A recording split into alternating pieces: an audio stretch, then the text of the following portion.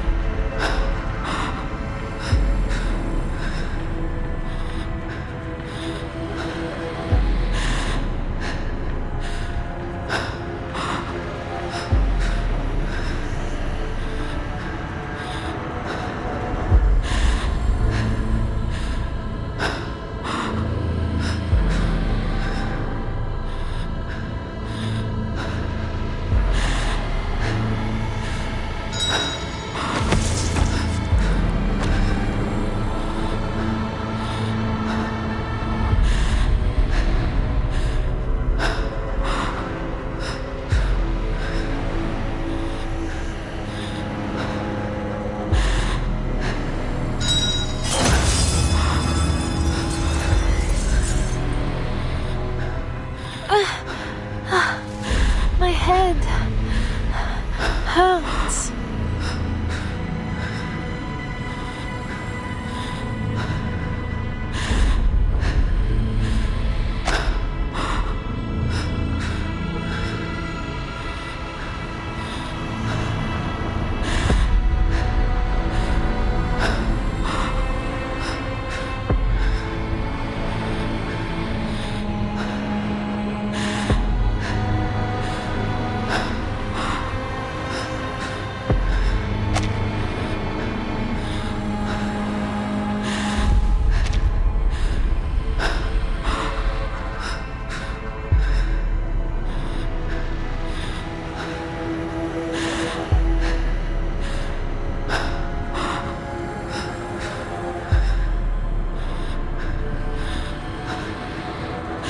Take a deep breath, Adele.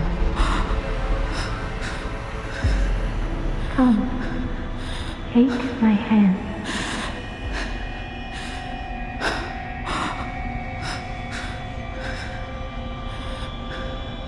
Time to wake up, dear.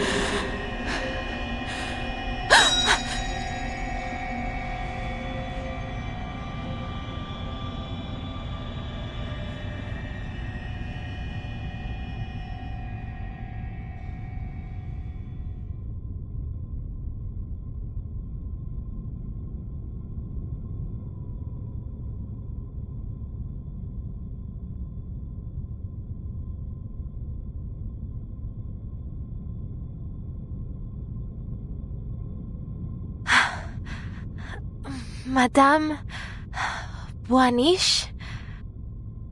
Feeling better? Take a breath. Rest a moment. We are here with you now.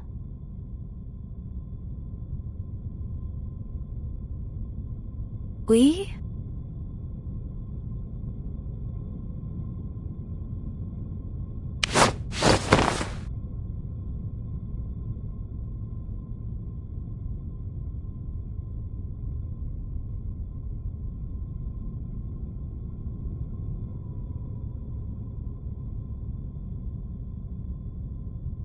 Stay away from him, Madame Boaniche.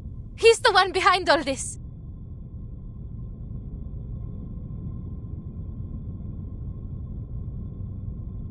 What? Celia told me everything. She saw you turn Vincent into a monster.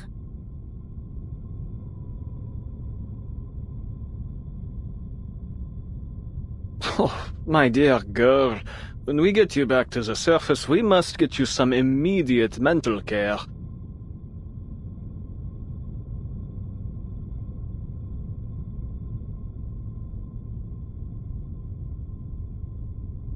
You've been pacing around in circles, talking to yourself, laughing and crying for who knows what reason.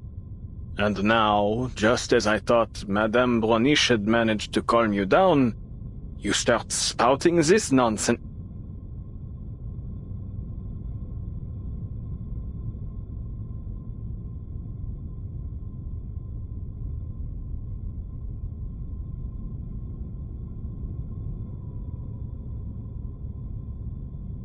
Enough with your lies! You can't fool me! If you know what's good for you, you'd confess all your evil plots and come with me to the police.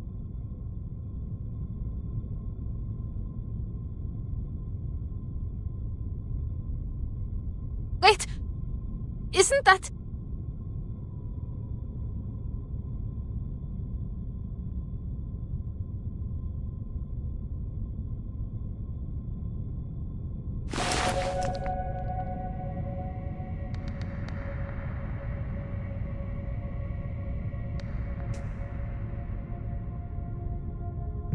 that mark? It's the one I made earlier.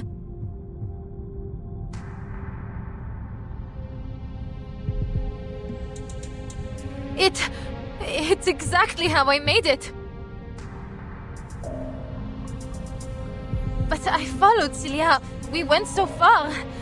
How could I be back where I started?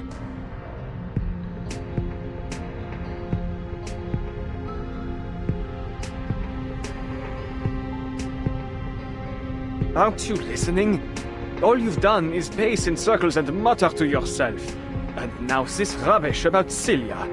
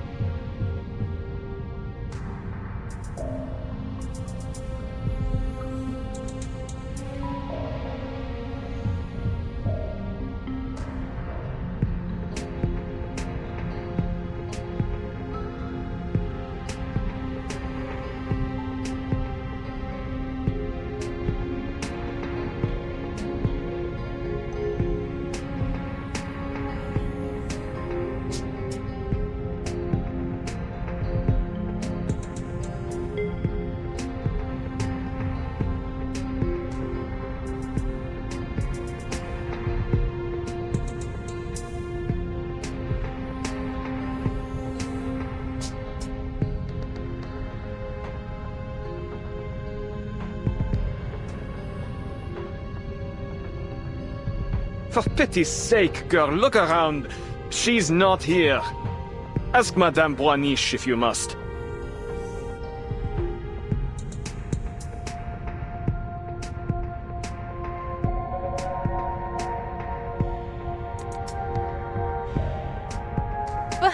But I saw her with my own eyes. Felicien stabbed her. It was real. It was true. She was dying in my arms. Her blood was on my face, my hands.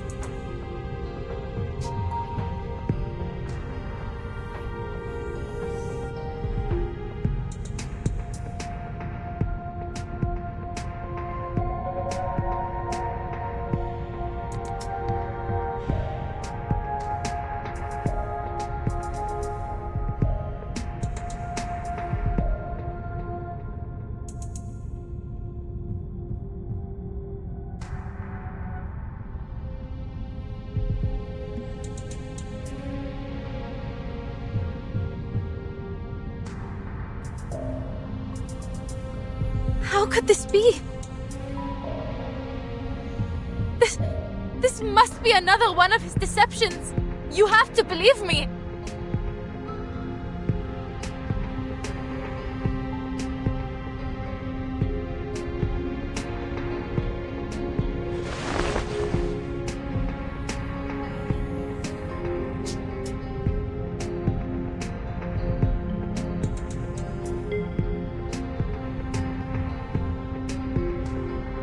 Can't you use your divination to see the truth? Please, madame!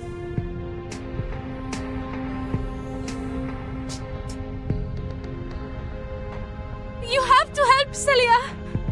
She's dying somewhere.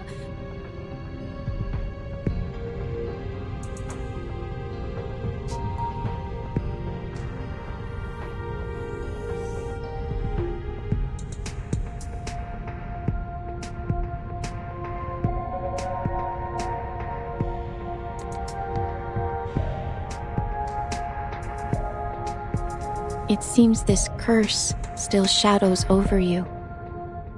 What you saw were simply illusions.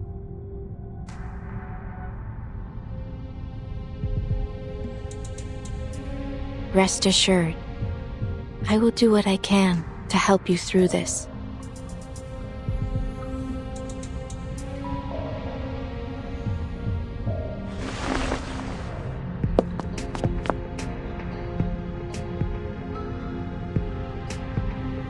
Illusions?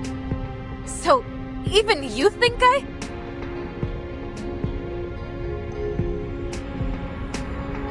But there's no mistaking it. I saw Celia and Felicien and the diamond. Felicien has it. Celia told me it has to be destroyed, or else...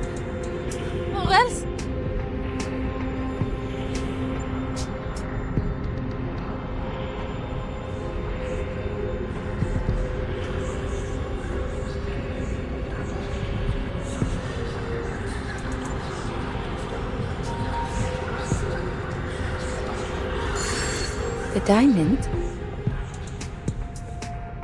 You mean the one strung around your neck?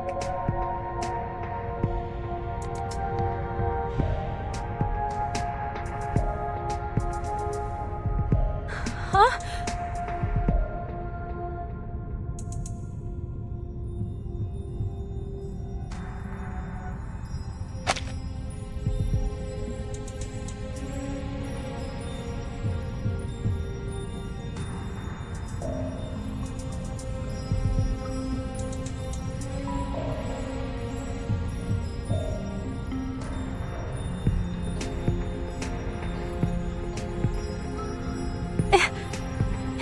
impossible.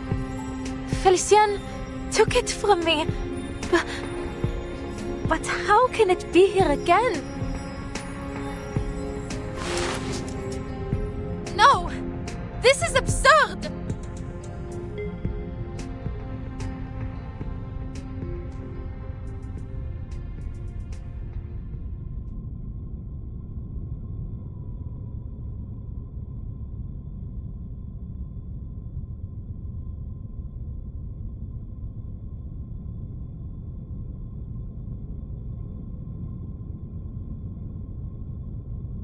Celia was right. This wicked imitation must be destroyed. It must be destroyed now! Come, Fefe!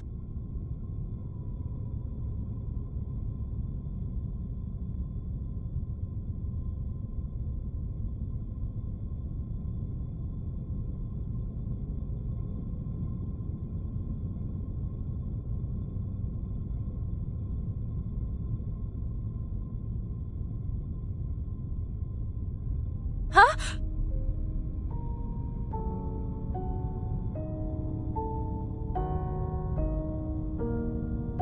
What's wrong, Fefe? Destroy the diamond! Fefe?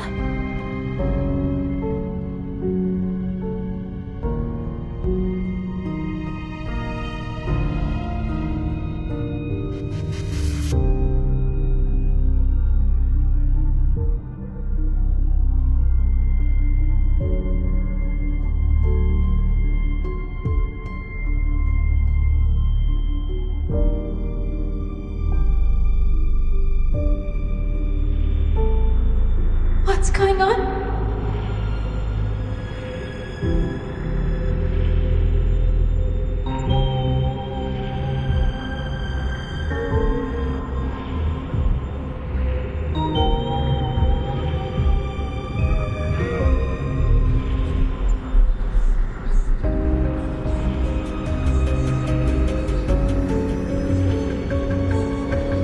This is all too strange.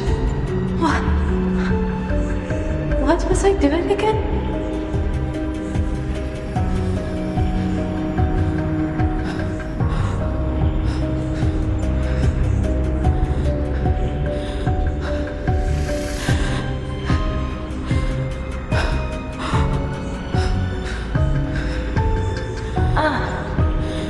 Right. The diamond that Celia gave to me. What she said was real. I have to destroy it.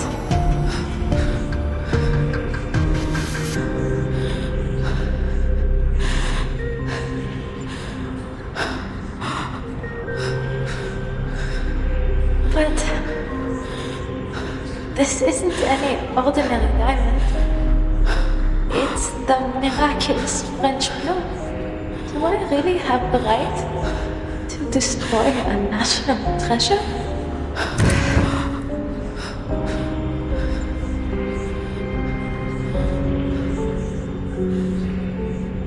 Who was it who asked me to destroy it anyway? Oh, it must have been Celia. But Celia, she gave the diamond to me. It's mine!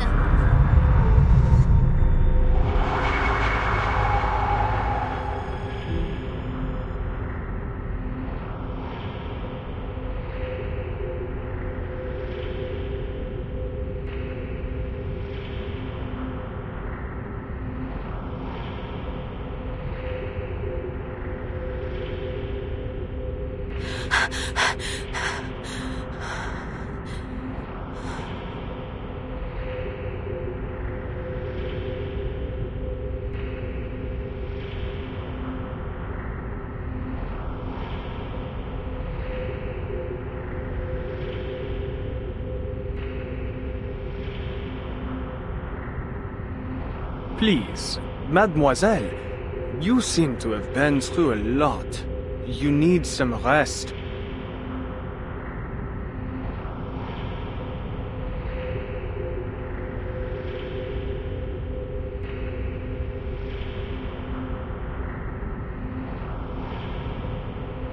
Perhaps some fresh air might ease your symptoms. Come. I'll lead the way back to the surface. My colleagues and I have a reservation at a restaurant nearby. Please, join us for dinner.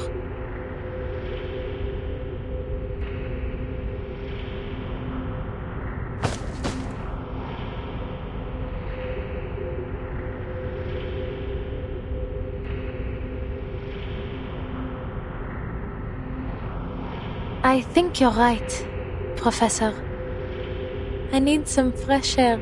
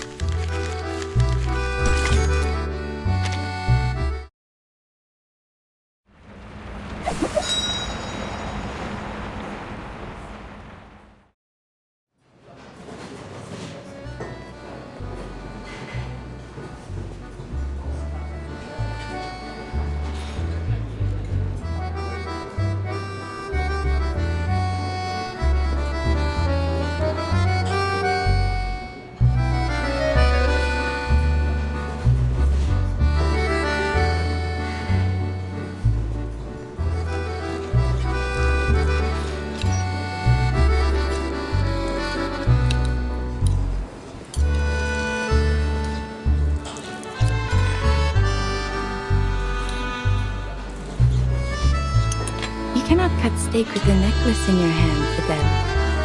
Why not put it down? Just for a while.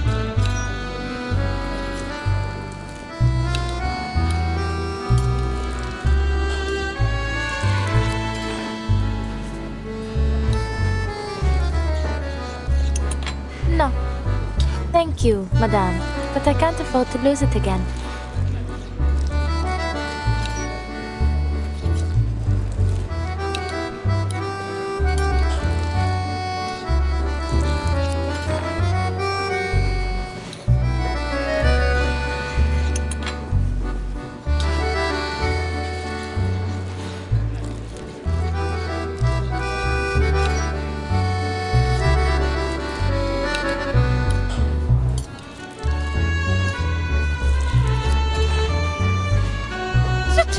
This is practically a tire, not a steak.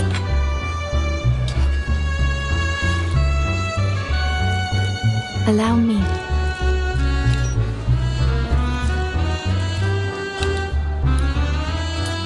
No, thank you.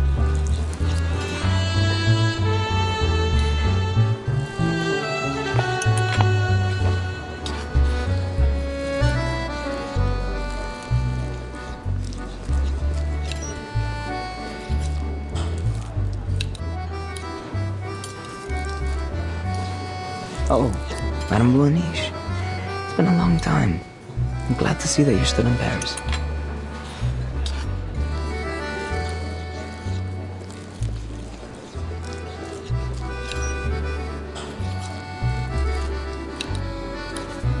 And you? Still in search of your lost fate? I'm not sure anymore. What you said may have been right. Fate is a kind of erratic stream. To search for meaning in it or impose meaning upon it is pointless. Even so, some part of me still longs to try. Perhaps it will one day be in reach. But I wouldn't want us to dwell on my insignificant problems. I understand that Professor Rousseau has made some interesting breakthroughs in the resurrection of the dead.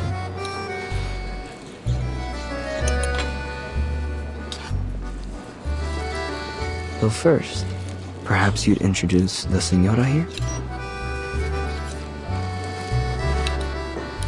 She is the one I spoke of before. The girl who stands at the confluence of streams.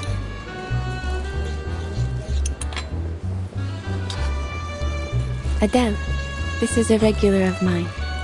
We call him Hummingbird.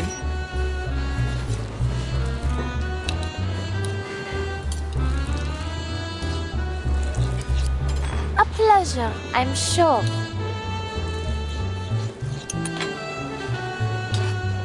Ah, yes. I see what she means. You look a little pensive, Senora. I wonder, have you found yourself seeing otherworldly figures and hearing elusive voices? Are you still yourself? What are you talking about?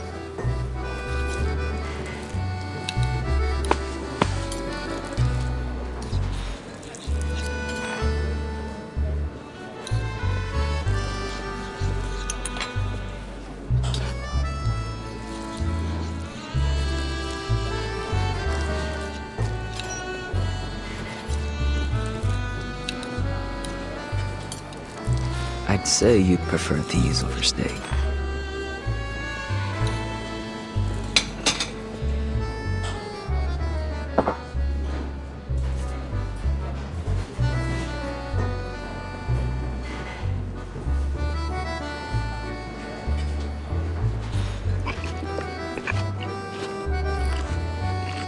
No, passable.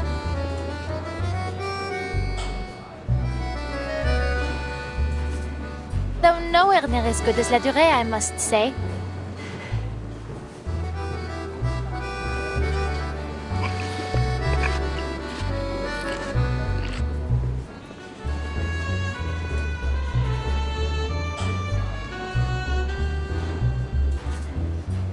professor is about to give his speech. If you don't mind, Madame Blanche, might we continue our chat later?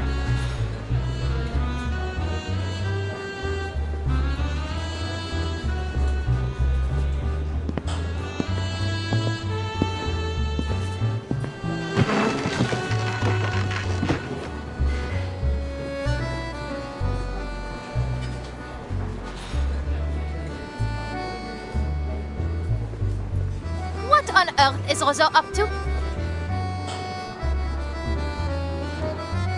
He has an announcement to make.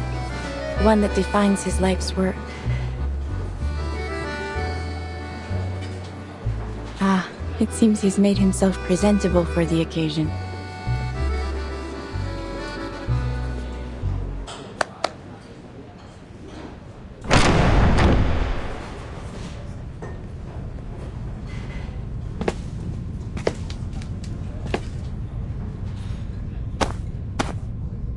Greetings, dear brethren. We gather here today to celebrate a momentous discovery. One that belongs to arcanists alone. A breakthrough that lies far beyond the reach of human comprehension. Enough with the self-aggrandizing. Get to the point.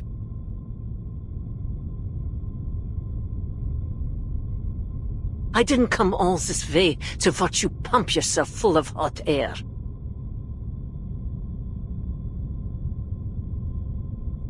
There's no need to rush, is there, Animus?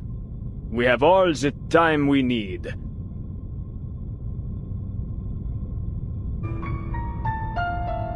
Since the year 1999, our search for the Promised Land has never ceased. Following the will of the Guiding One, we have unraveled countless mysteries of this storm. For this great cause, many of our noble comrades paid the greatest sacrifice, their souls sowing the seeds of our coming harvest. Our endeavor was never expected to be easy. But tell me, has it ever crossed your minds whether this storm is the sole path to the Promised Land we have collectively sought to bring about? Further still, do all of us here, myself included, share in the same vision of that world? We are nothing like the Foundation's numb, obedient lapdogs, incapable of independent thought. Wouldn't you agree? This storm promises only a change to our imperfect, superficial world. Yet I believe a transcendent world may be drawn up from the depths of myth. A world where each and every dream becomes reality. Tell me, which would you prefer? Same old song and dance. Perhaps you care to show something new and actually feasible for once. Otherwise, you'll get naught from me.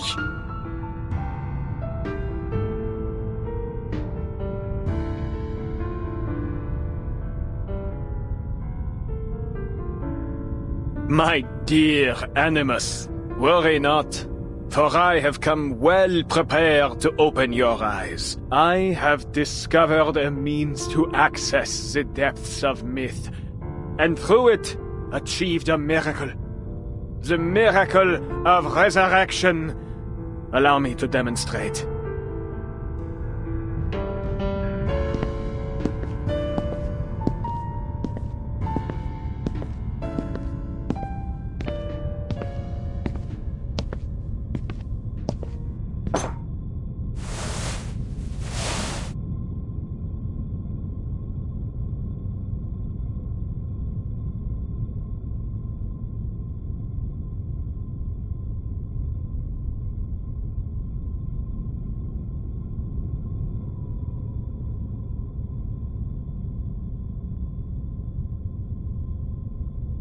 When one's flesh and spirit are fully immersed in the depths of myth, their body frays and sinks until, Eventually, it disintegrates. Yet the spirit remains intact. For in that realm, the spirit is itself the most authentic and pristine substance.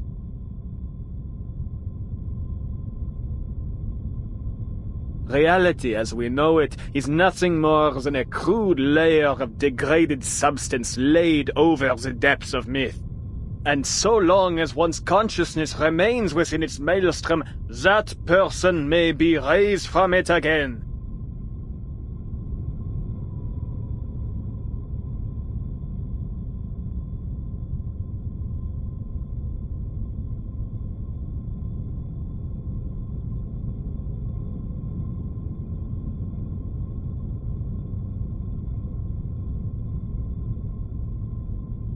Our Felicienne here is the very proof that the mind alone may be brought back to physical reality. Though she perished, she now sits before us once more.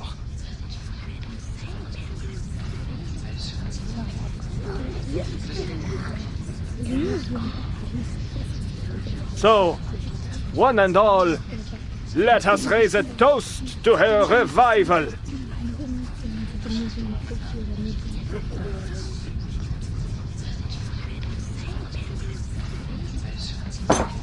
Roseau, what in heaven's name are you trying to say?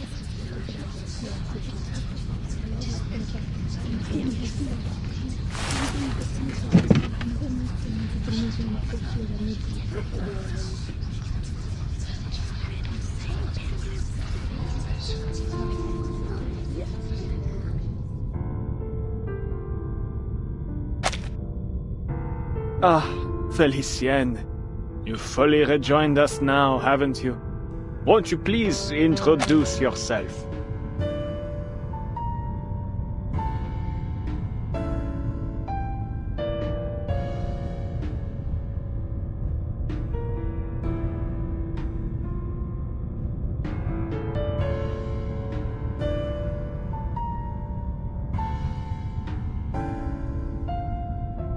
What do you expect me to say? You know very well who I am.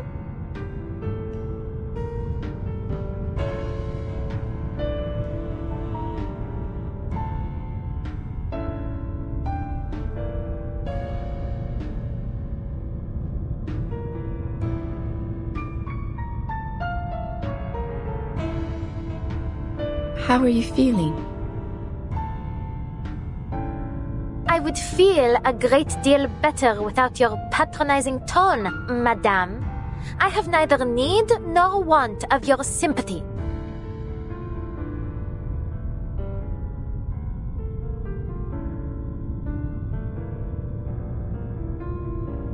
Ahem.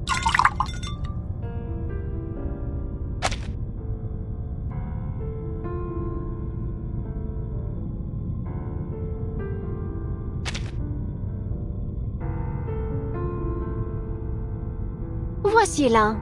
Before you now is Felicienne, priestess of lightning, advisor to the Sun King, vassal of the Guiding One.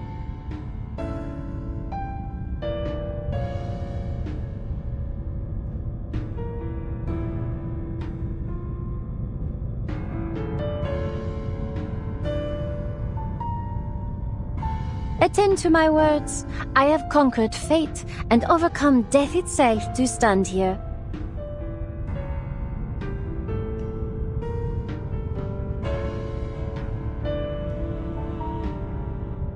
I arose from the depths of myth by my own power, unlike the poor, unworthy fools Roseau sent in.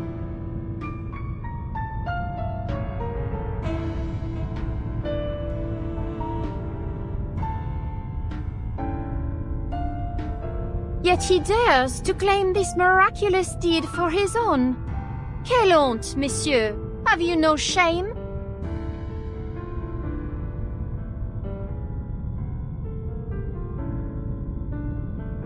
But of course you don't.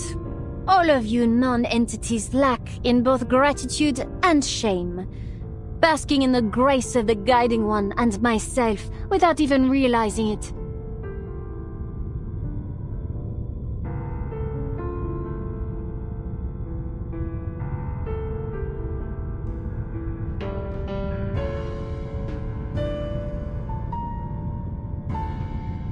Did you think you had even scratched the surface of the power that dwells here?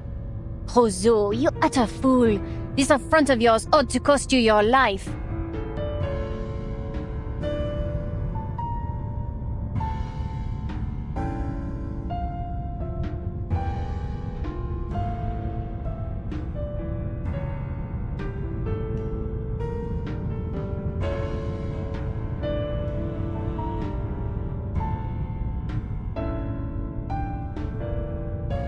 Yet, I am not so base as to destroy what may still have use.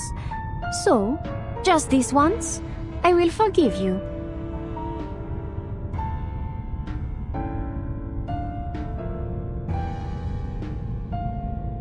As for the rest of you, my forgiveness likewise extends to the rudeness you all showed in stuffing your faces before toasting to my health.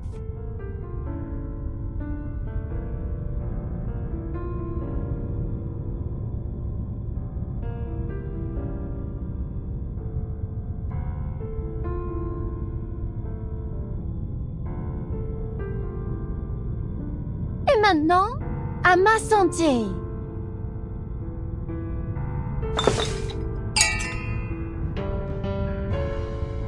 This is a miracle.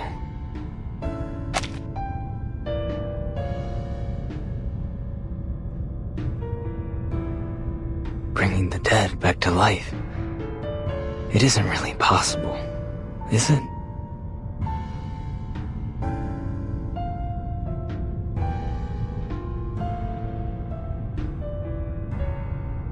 He came back to life? So we can't die anymore like what the guardian once said?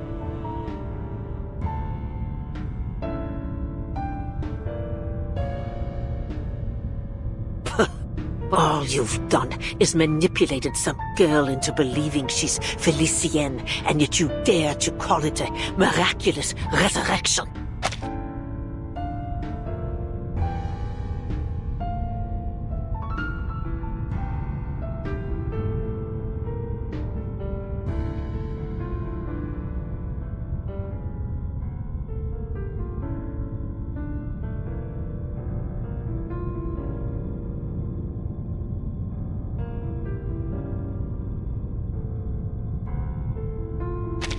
What utter blasphemy! An offense to the word miracle and to the Guiding One herself.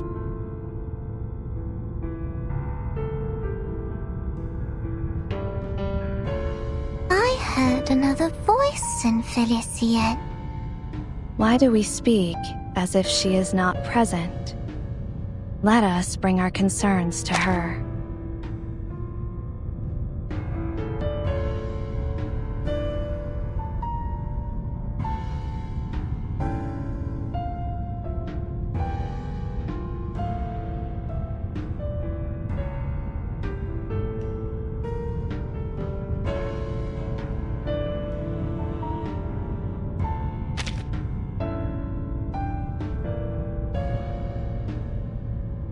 There are things only the true Felicienne would know.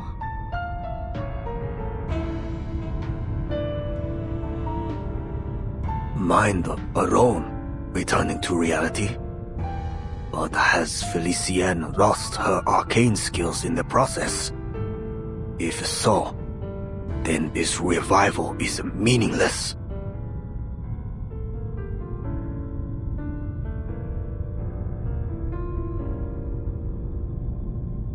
Whatever the case may be, if this is a true venue of life eternal, should we not seize it?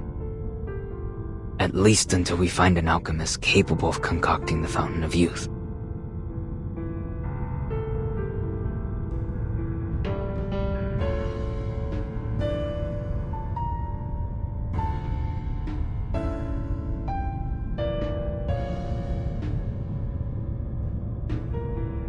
I believe I see one drawback already. Only one who dies in the depths of myth may be returned from it. To die elsewhere would be to lose the original image of one's being. I imagine this is our shared goal then, to unleash the depths of myth upon the material world, so that we might render a collective image of all who dwell in this era to be raised anew.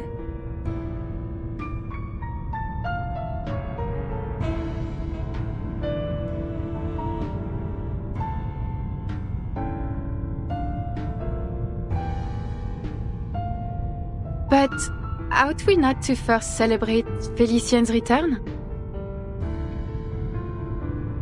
Though I must say, it is a strange sort of return. How different she looks, n'est-ce pas? True. This dowdy girl is a poor vessel for one so noble.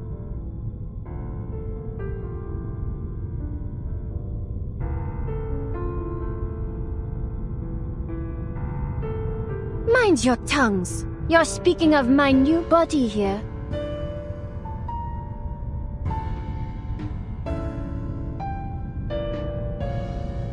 For all her faults, I would not call the girl dowdy. She simply chose to turn a blind eye to beauty. I've always felt she picked the wrong career.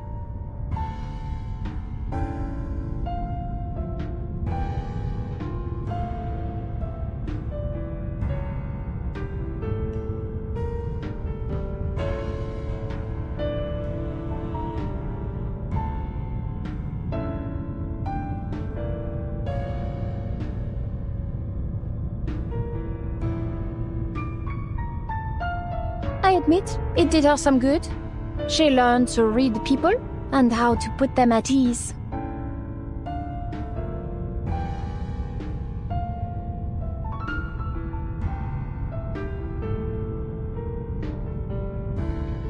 But it pulled her further from her true heritage and from the refined taste expected of a jewel hunter.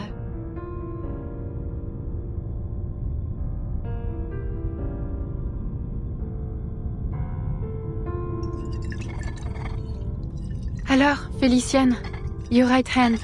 Is it all right?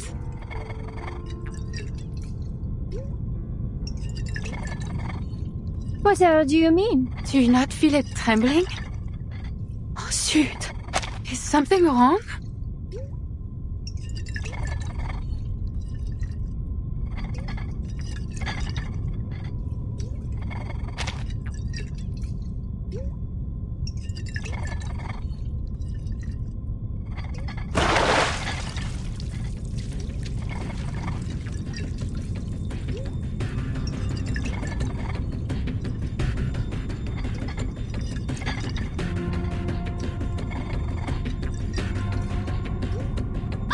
Adele, you insolent!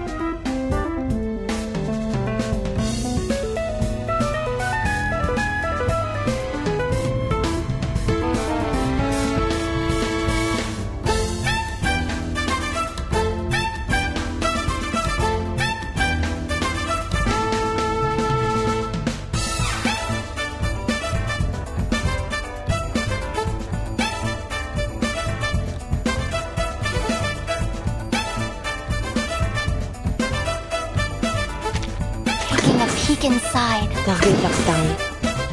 Agreed. Sensing their thoughts. Close your eyes. This is now. Very well. Face the truth. Let's not make a scene out of it. Now is the time of repentance. Yeah! Vampires.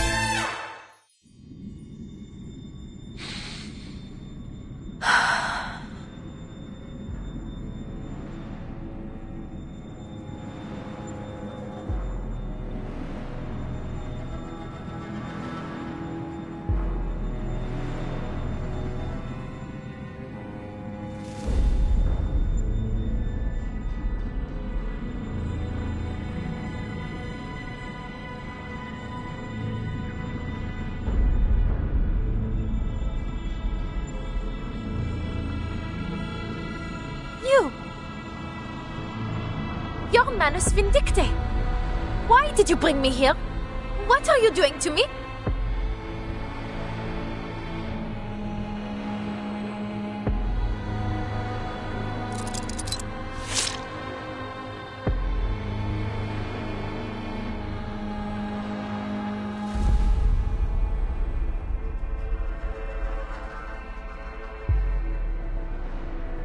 Arrête! I will not accept any damage to my body, Ustrina. Nor from you, Lyra.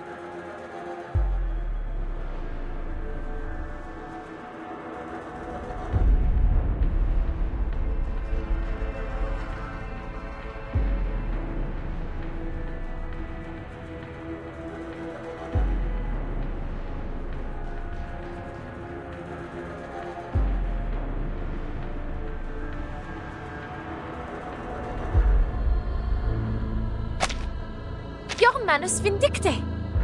Why did you bring me here? One move, and I'll burn you to a crisp, inside and out. Arrête! I will not accept it. Your Manus Vindicte.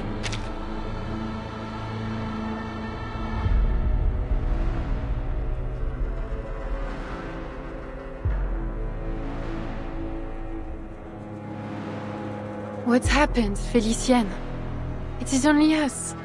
We're still here at the banquet thrown in your honor. Arrête! I will not accept any damage to my body. One move, and I'll burn you to a crisp, inside and out.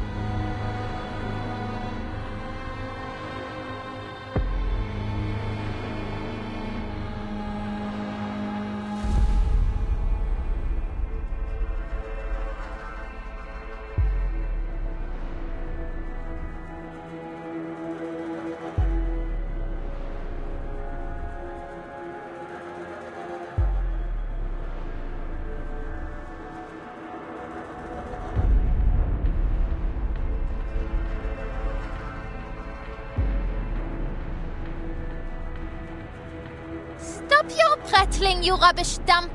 Another word and I'll rip that canvas to shreds.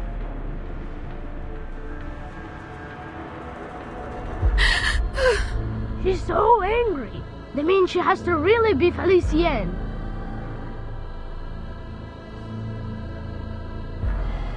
Words of wisdom from a puppet of all things.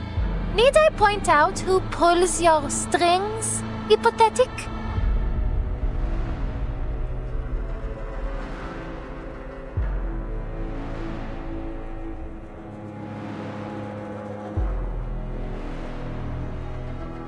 You cowards! Ganging up on a poor, innocent woman! Each and every one of you is a monster! I won't play whatever game you have in store for me.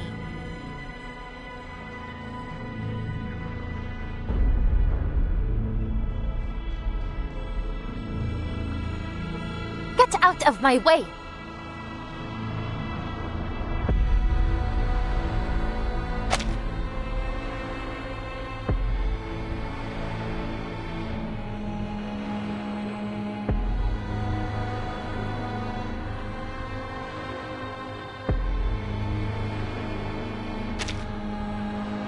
fascinating. Though Felicien's spirit has seized control of her body, the former spirit seems able to resist.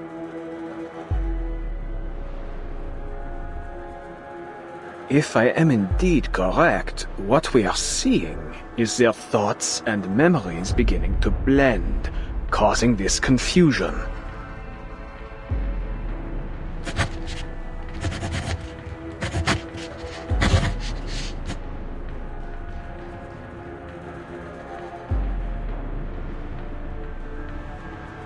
Laurent Rousseau, you've been in league with Manus Vindicte all along.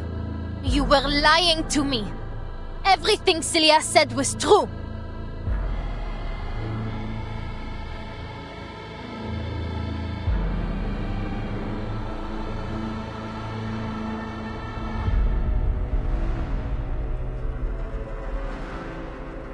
My dear, no one here has mentioned Manus Vindicte but you.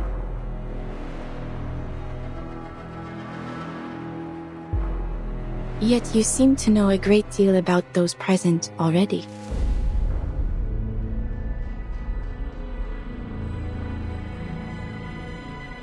Far too much to be a mere guess. You have met these people before.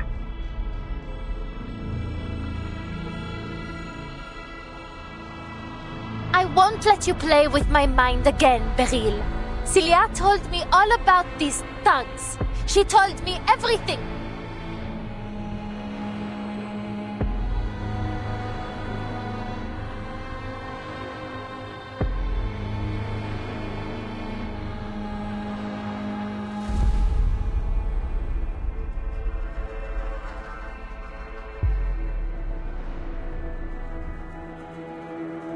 Maybe not exactly everything, but she did tell me that it was Manus Vindicte that killed her. Rousseau! Felicienne! You killed her! You murderous Manus scum!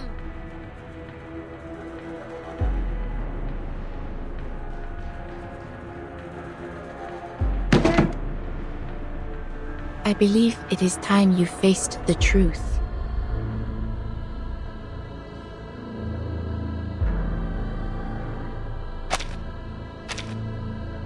The truth! What is it this time? You think I don't see through you? You killed Celia.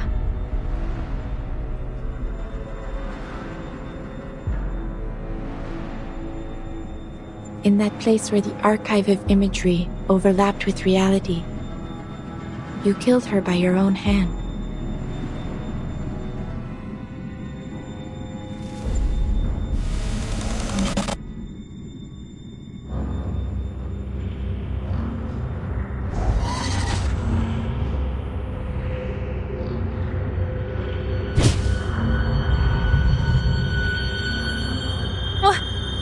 What?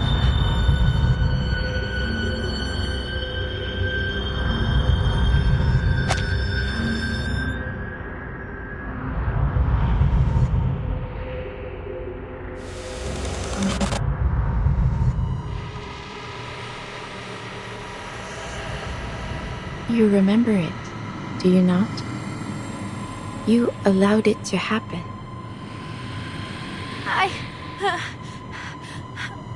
This is... no.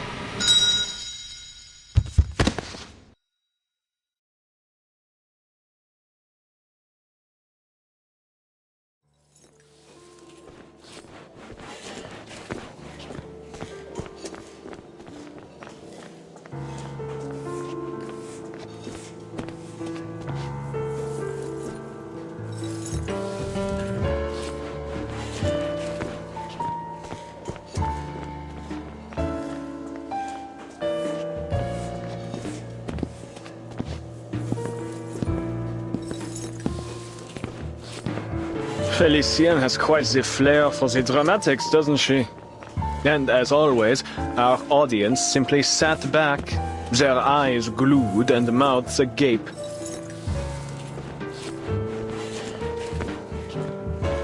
We are indeed fortunate for your skill in divination.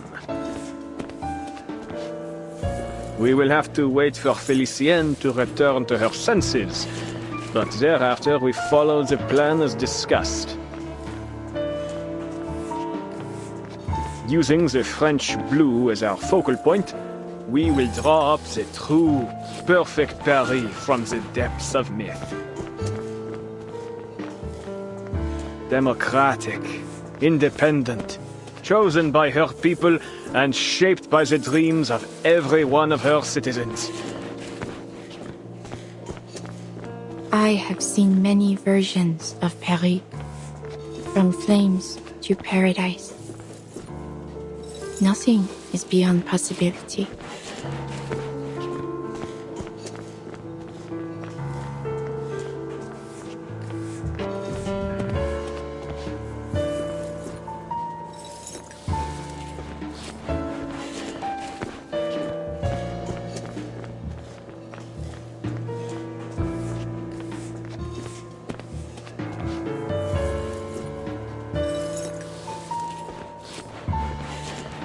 Alors, tomorrow at dawn, we will perform the final ritual atop the Eiffel Tower.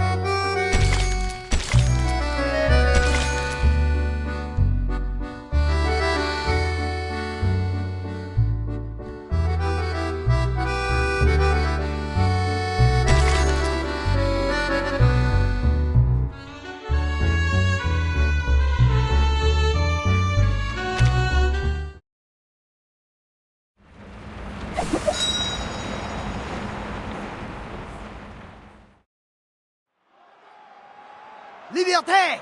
Égalité! Fraternité! Deliver what was promised! Hear our voice! Respect our demands! Eat our work days! Better wages! Paid vacations! No more hunger! We will not let the Bastille frighten us! Let the King and Queen answer! Give power to the people!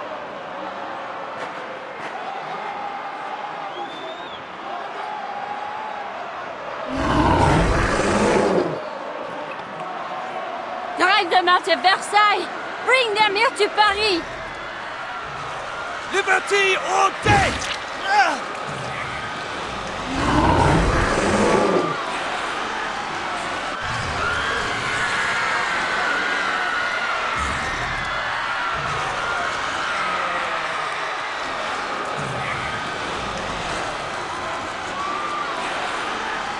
Liberty!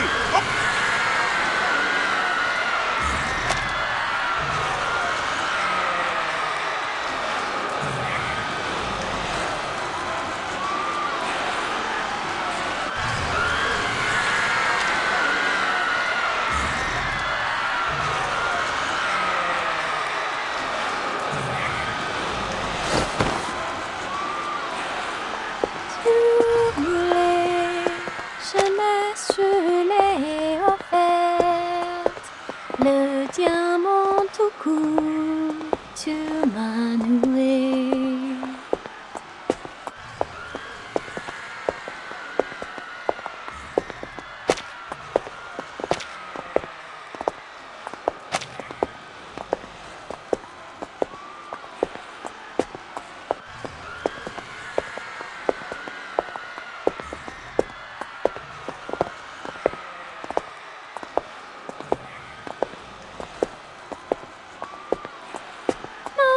De miel au langage, jeté dans la cage. Quelle surprise! The great Felicienne seems in better spirits now.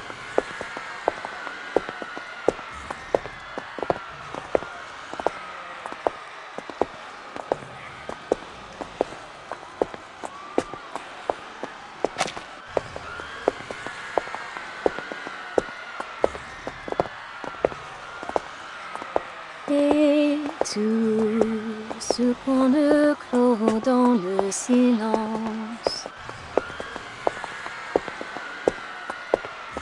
dans un coffret noir, loin sous la terre.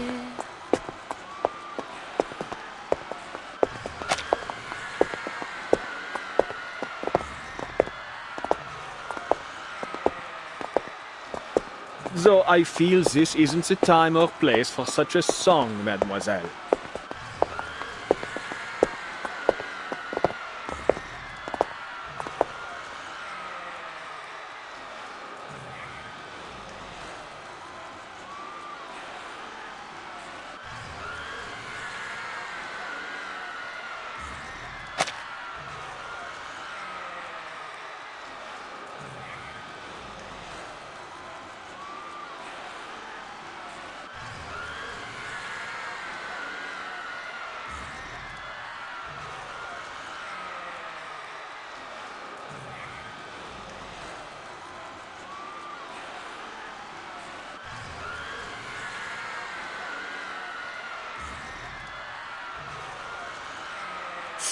Adele would never interrupt me the way you did.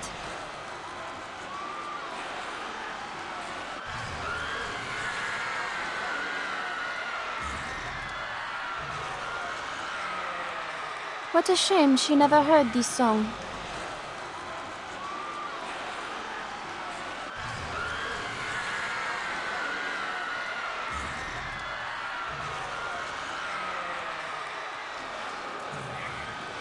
But you wish to speak business, yes? Then let us talk. First, answer me this. Why has there been near or no progress in passing on the Guiding One's teachings, despite the many changes in Era?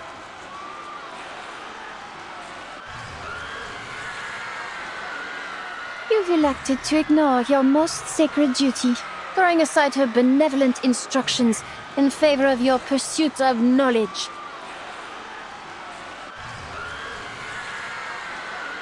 Without my leadership to inspire you, this organization is about as useful as a chocolate teapot, it seems.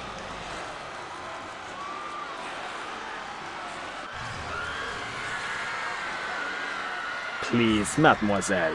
All these problems will be solved once I unravel the deepest secrets of the depths of myth.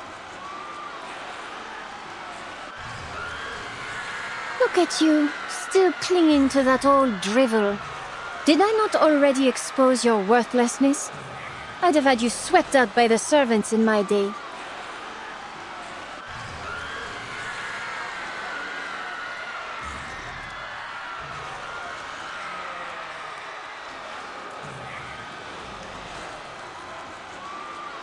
But you're living proof of my thesis.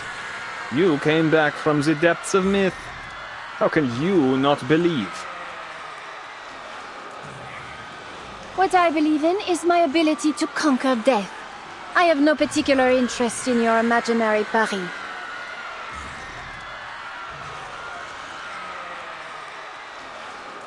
Now you're babbling nonsense about ideals.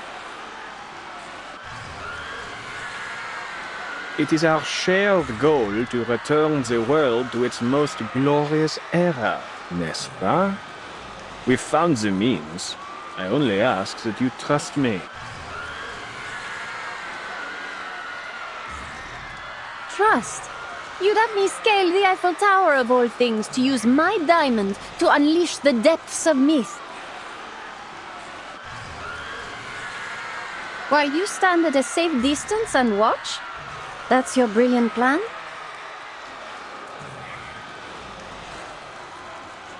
I admit we made a mistake, mademoiselle. But I've discovered the truth. The depths of myth don't lie below, but above.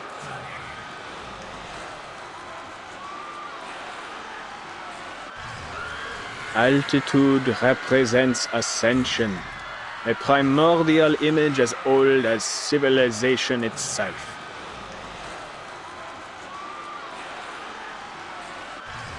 That is why you must reach the peak of the city's tallest structure. There, all of Paris, perhaps even the entire world, will transcend, if my theory proves correct. Theories, theories, theories. Ugh, what torture it is to listen to you. And what of you, madame? Why are you staring at me like that? Your gaze is nauseating. Stop it.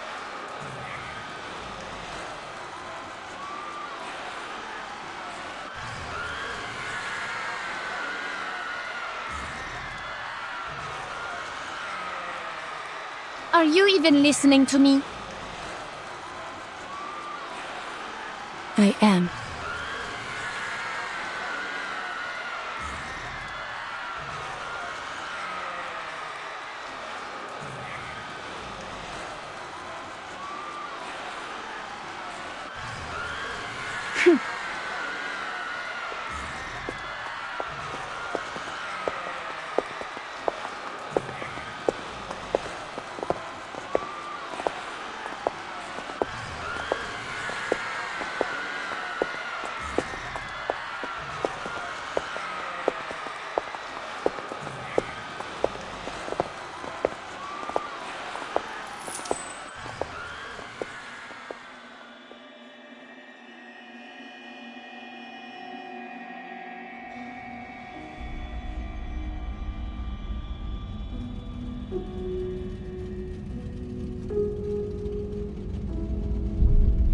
I never really understood any of the songs she sang.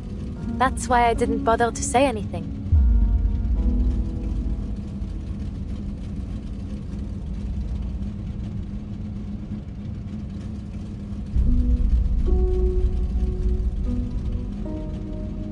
But I could tell she had a beautiful voice, the kind any singer would envy.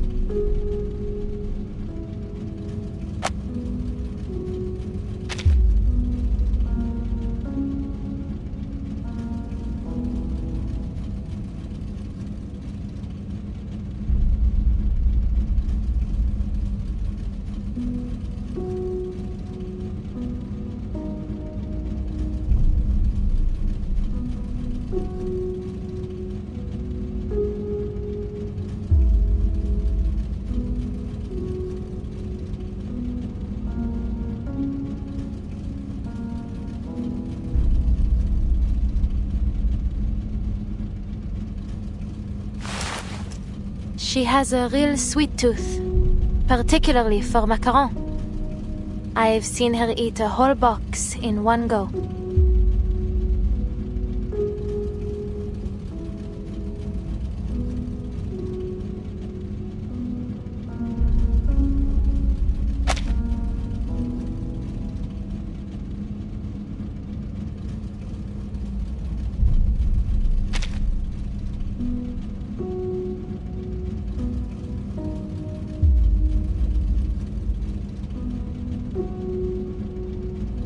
But not just any old macaron. Only La Dure's will do. I often had to plan our trips around the store on the Champs-Élysées.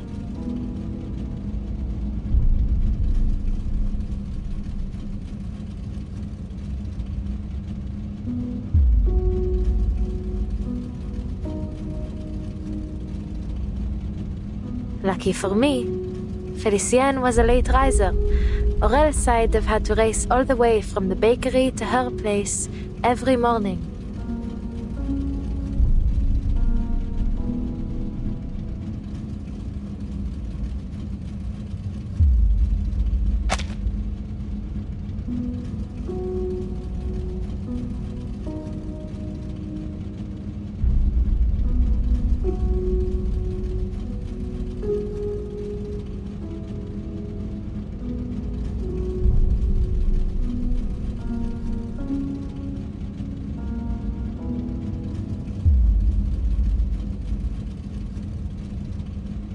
But what she was eating, they weren't macarons, were they?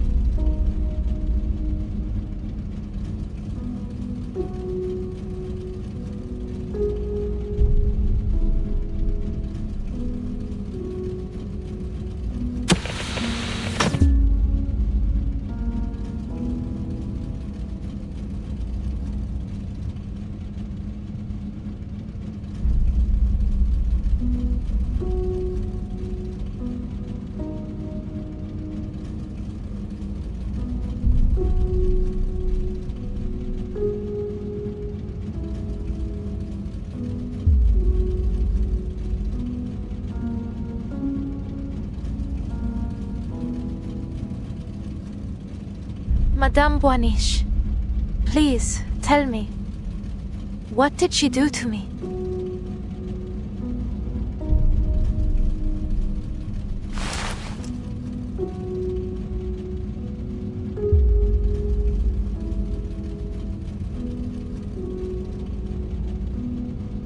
She stole you. Her original self perished long ago within the depths of myth. The spirit that found you was only a remnant, a mere shadow clinging to a world in which she no longer belonged.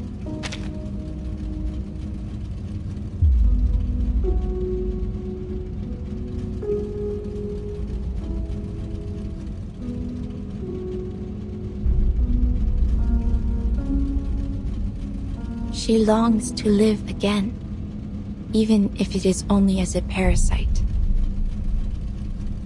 What about those memories we shared? Were they all just illusions?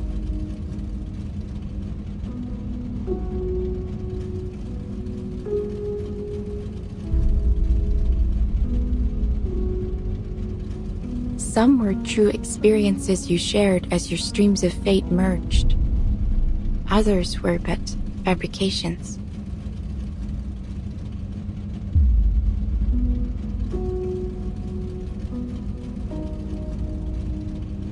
The nuance can be difficult to discern without careful observation.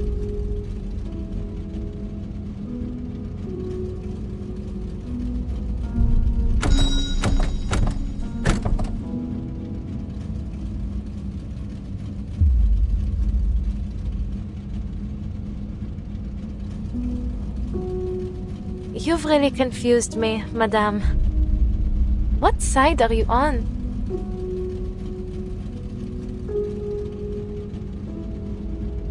I am a watcher of the streams of fate, not a participator in them. I take no sides. But you can do more than watch. You already have. You were the one that told me about this inevitable death. And then, Celia really did end up dead.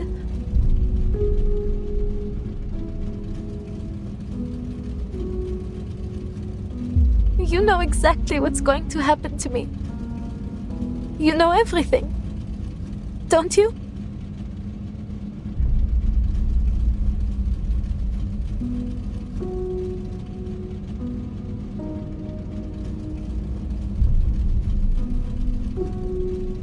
It is not nearly as simple as you might imagine, Adele.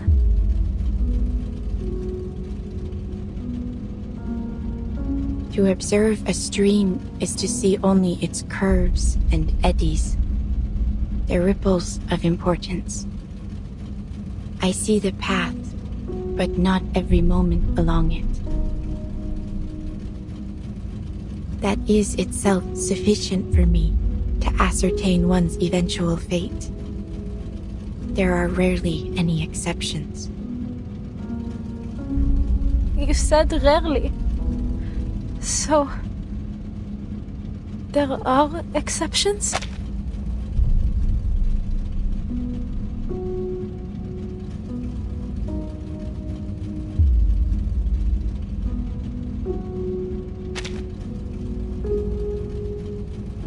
An exception, yes. I told you about her, did I not?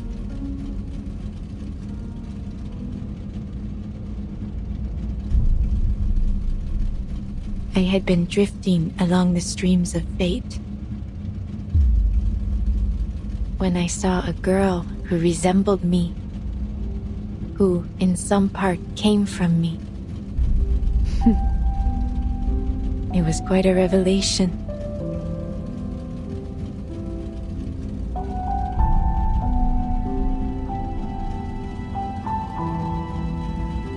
I saw where our streams merged long before she was born, and I knew I would name her Matilda.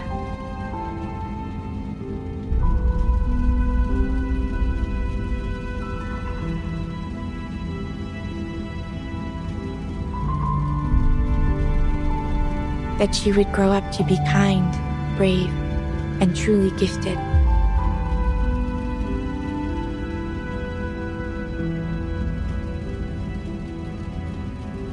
I followed her through every turn and every ripple to the very end. Then I looked away. I stopped watching.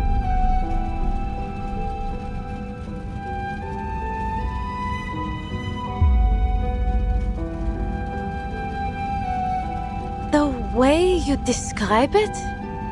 It sounds strange, madame. Almost cruel. As if you've ignored her in the present because you're afraid of her future. I studied the entirety of her stream, every moment of her fate. It seemed enough.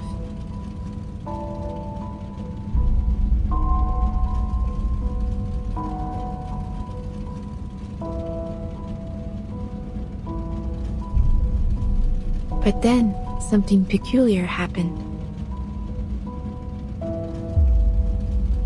In the final moments of this millennium, there was a certain kind of rain. Since that time, the streams of fate have lost their clarity. At times they are muddied, at others interrupted, twisted into vortexes. As they began to shift, so too did everything else.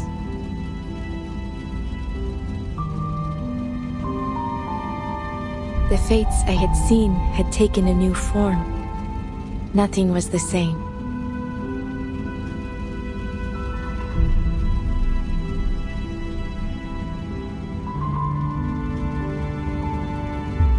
Soon, Felicienne will complete Roseau's ritual. Once that happens, your spirit will rest forever here in this car, and a calamity would fall upon Paris. All the visions I saw end here. You're implying something, aren't you? Are you saying that my fate isn't set in stone? I am simply stating what I saw. Many who learn of their fates become passive to them, hoping that by inaction they might avoid their consequences. Others are driven to attempt, however vainly, to change it. How you interpret this prophecy is entirely up to you.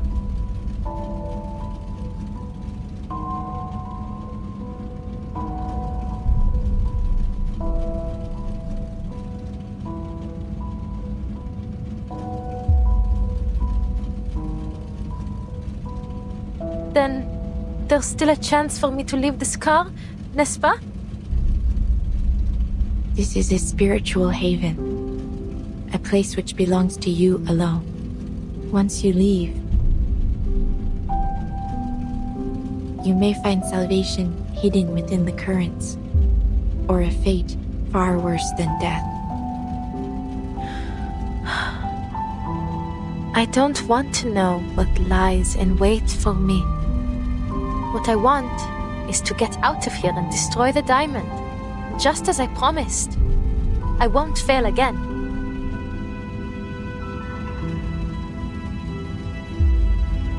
You know a way to let me out, no? You wouldn't be here otherwise.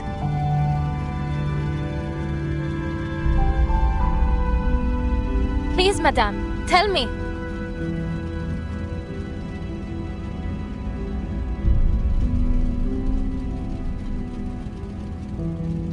Whatever future you're hoping to see, it will never happen if I give up now.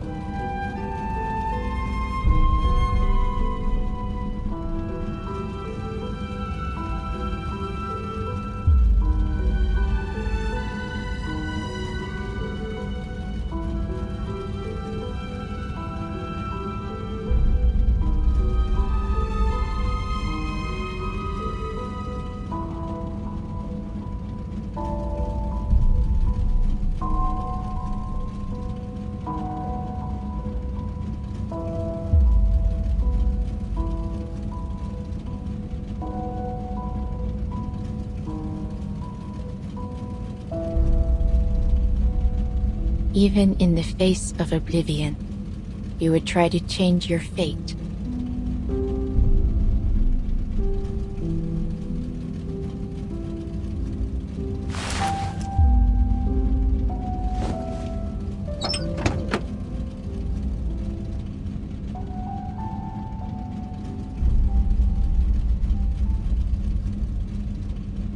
Go then.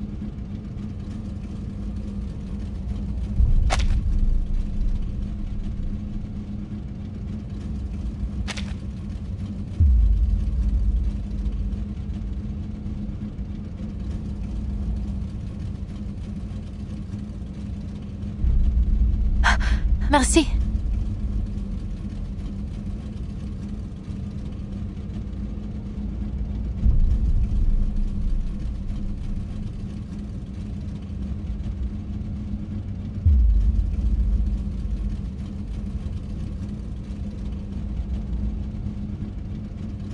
I'll see you around, Madame Boiniche.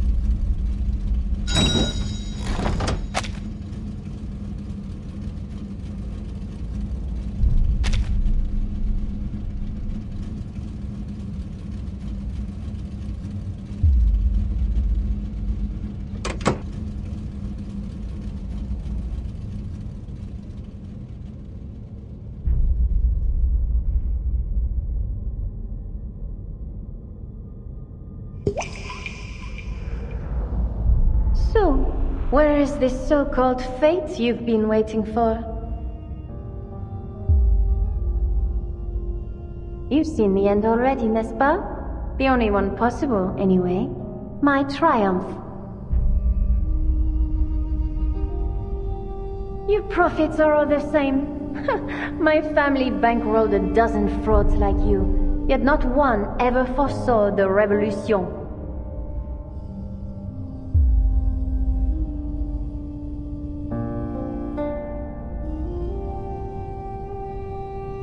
You ought to have dedicated yourself to the Guiding One instead.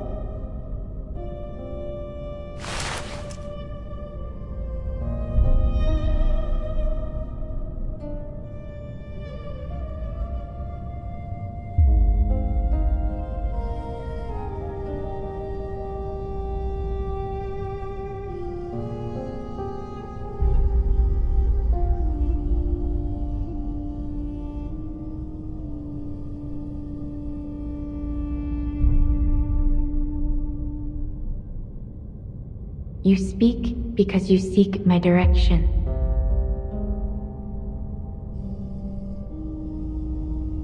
You wish to unravel the secrets of resurrection. You're clever for a prophet. Of course, that's my goal. I wouldn't allow those bungling followers to take credit for such a discovery.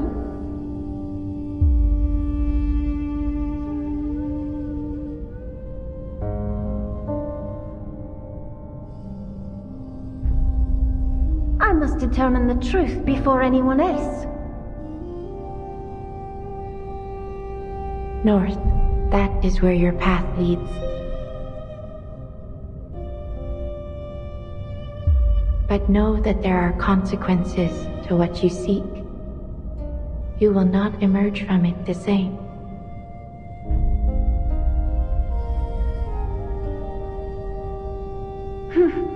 Spare me the theatrics.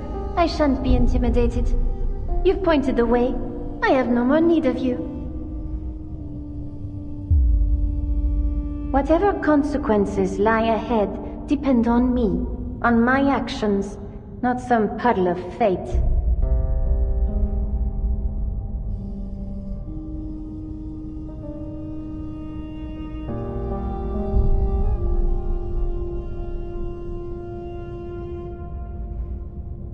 Au revoir, madame. Let us see what the all-seeing lady has seen for us.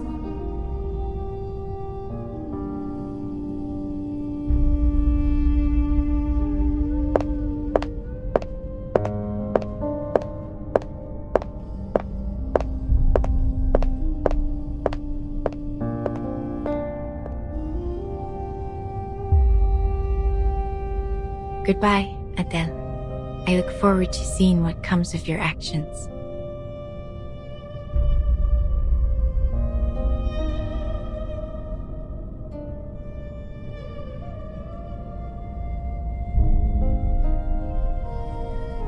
To seeing another prove me wrong.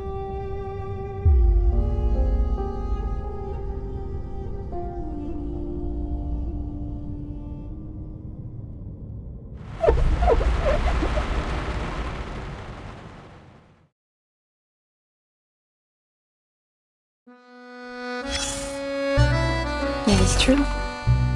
I have held back many important details concerning matters like the nature of Felicienne and Brom's relationship, and Professor Roseau's true intentions.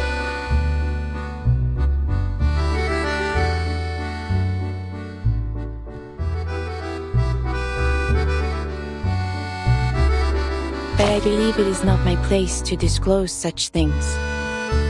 People deserve to discover these things on their own.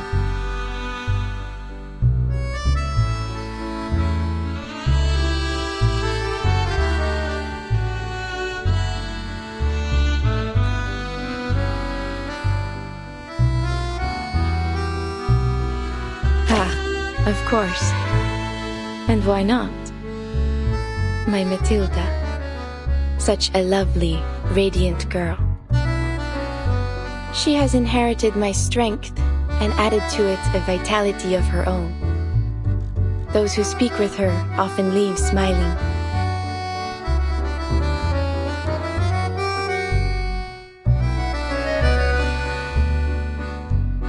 As for her future, I cannot share it with you here.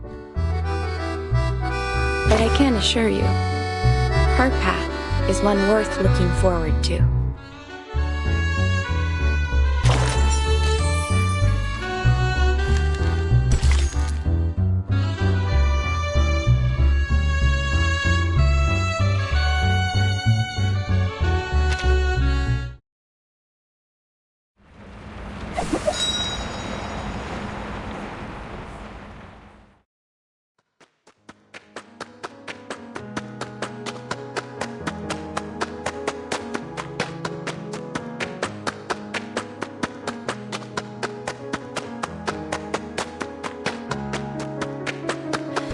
Streams of fate. But how can I find them? Dowsing might be a little on the nose.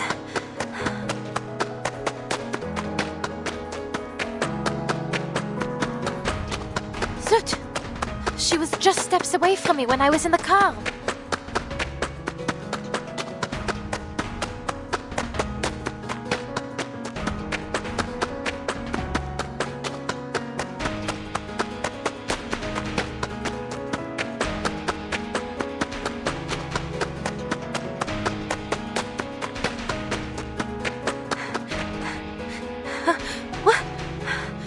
What's that?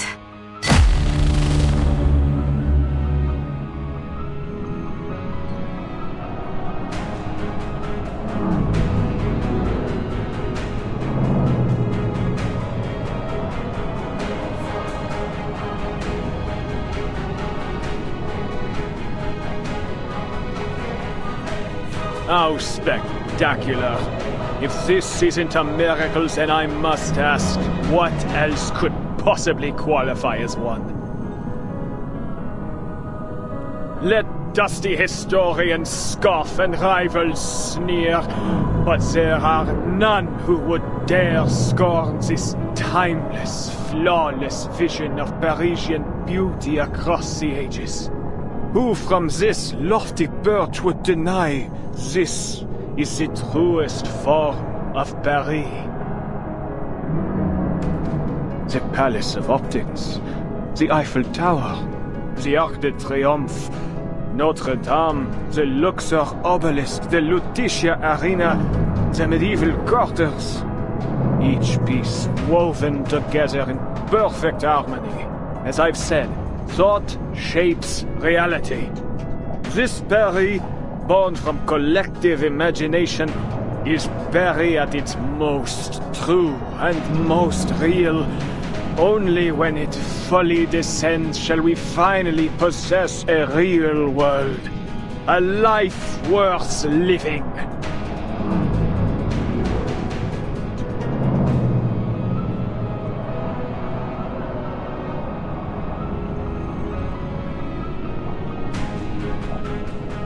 Must you hang over me like this, Roseau?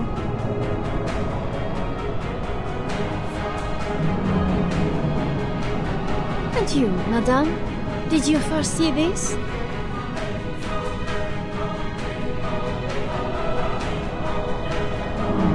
The fate of Paris rests in my hands, and yet I remain myself. What a pity it must be for you.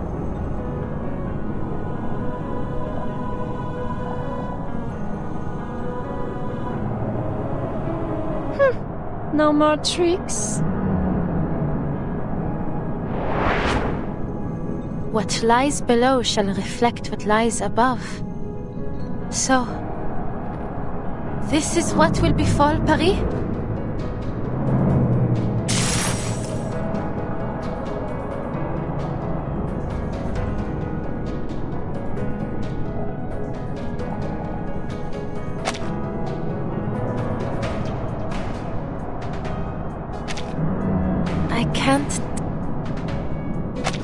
I can't touch her.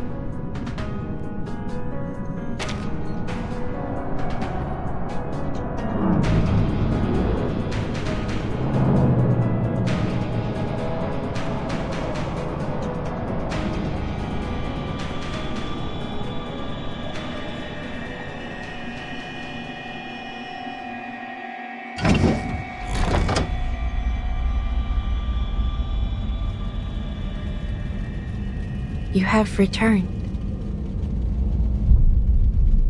What?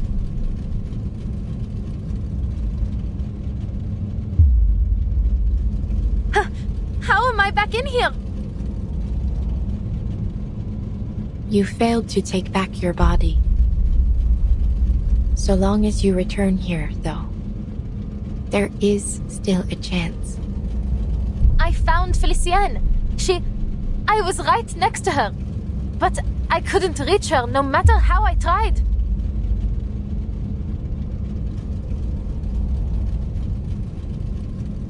Then give up and accept this as your final resting place.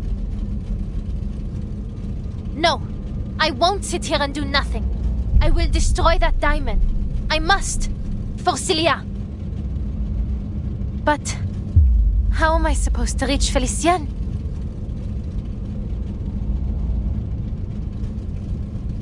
Wait! I don't really need to reach her, do I?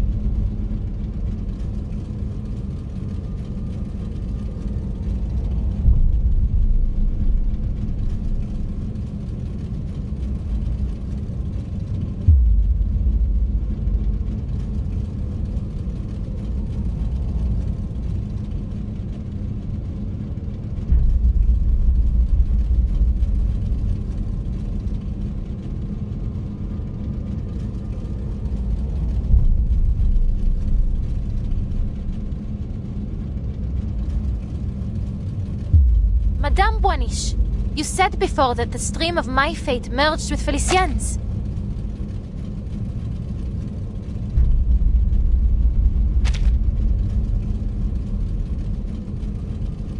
So, in a sense, she and I are always together, n'est-ce pas?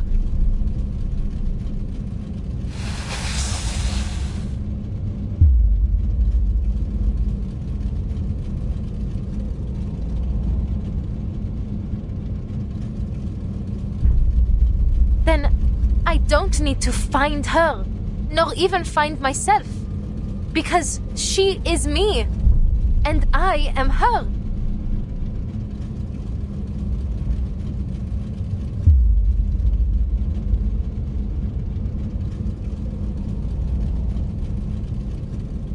You have begun to understand.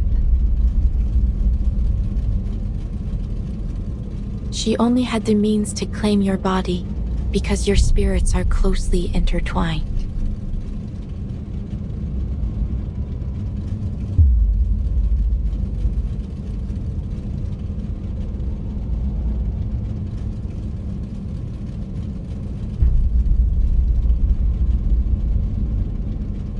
Any impact to your body affects both souls, though the weaker of the two spirits often cannot endure the strain.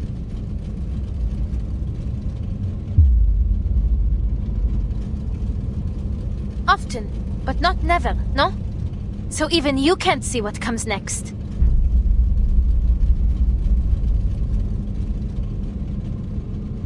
You don't know whether Felicienne or I will win this fight.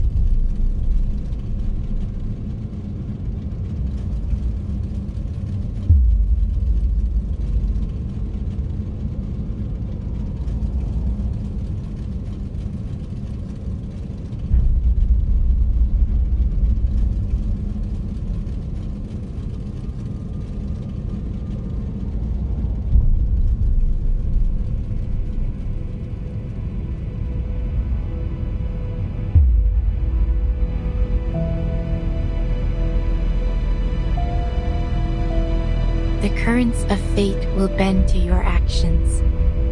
You will steer its course rather than be swept away.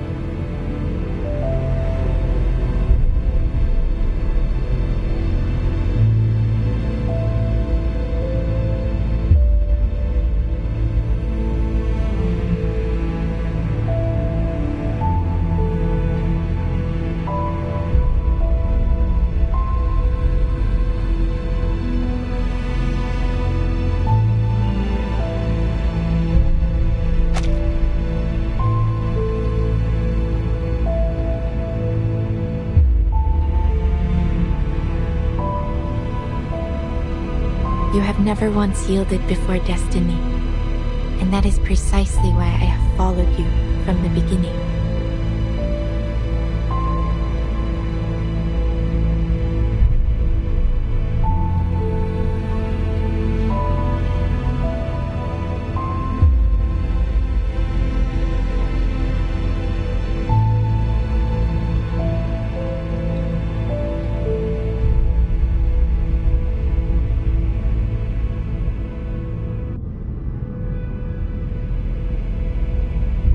It is as you say. I do not know if you will emerge victorious in this final trial.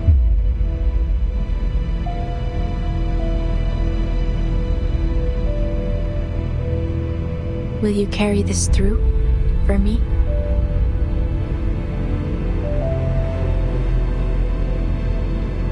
Do you even need to ask?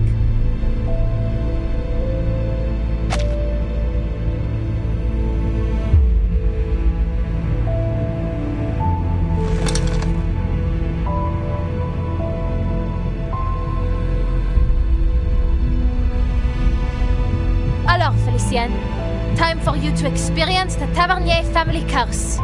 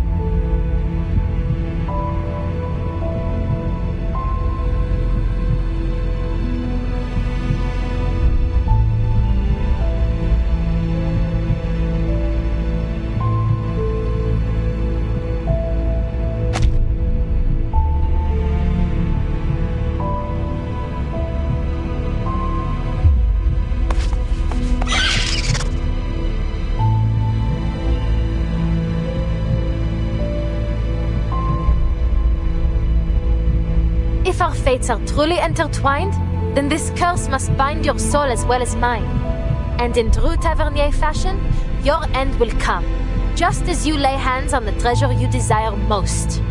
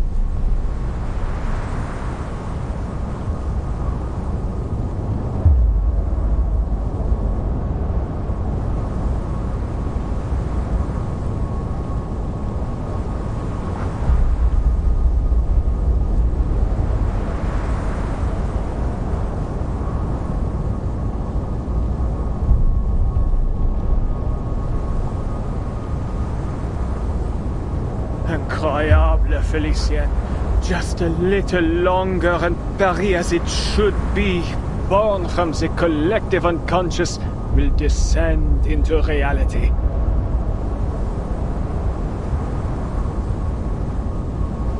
The true Paris, not like the garbage heap below us.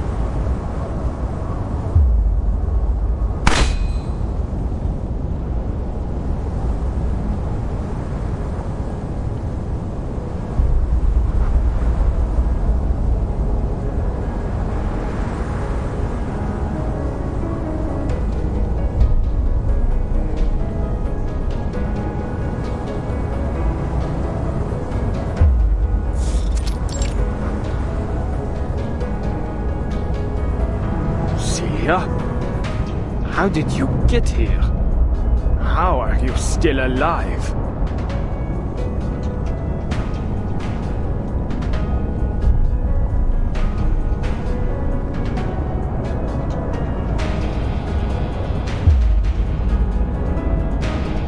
Adele called out to me. Fascinating. Truly fascinating.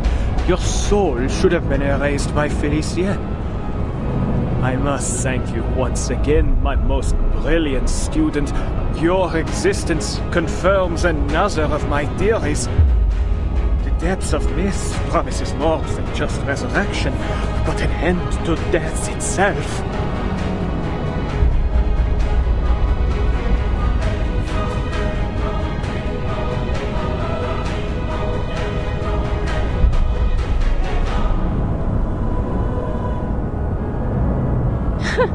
A friend of Adele's? No doubt you're as tactless as she was.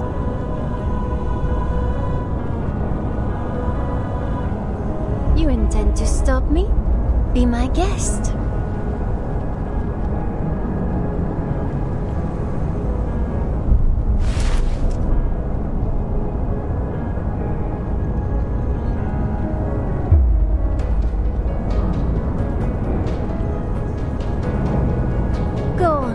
You should be grateful I've given you the opportunity.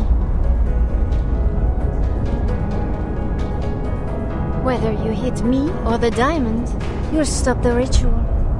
Go on. You really think threatening Adele's body will intimidate me? It won't work.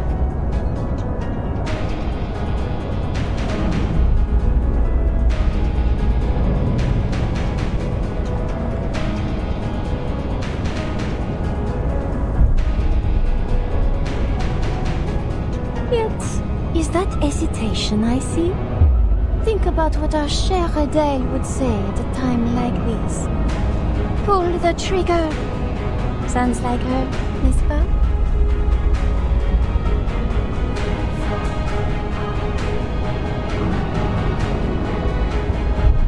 Shut up!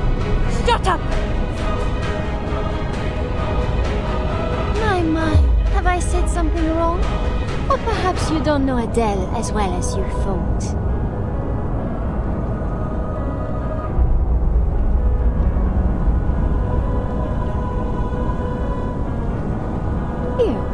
me show you in a more vivid manner.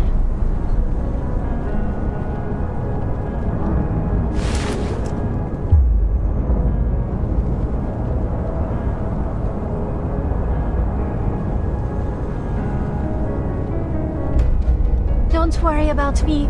Just shoot. Take us both out. It's what you have to do.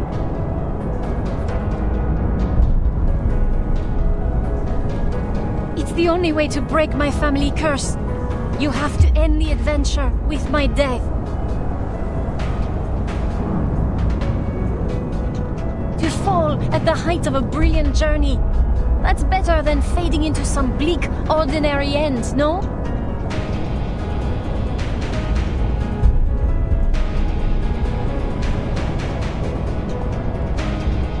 No, Celia. You don't need to do this. I'll end this myself.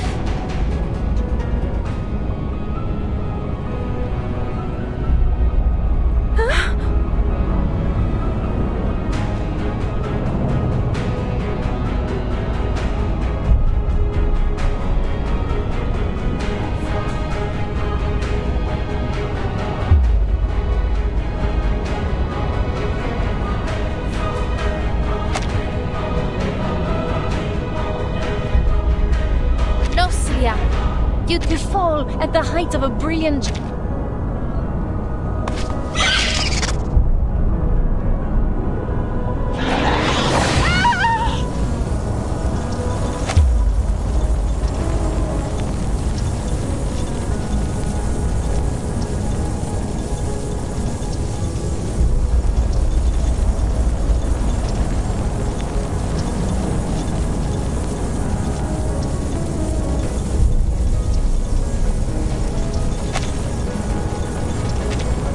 Irritating little lizard!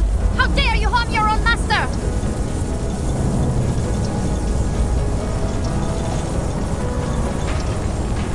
Damn you, Adele! You and your wretched pet!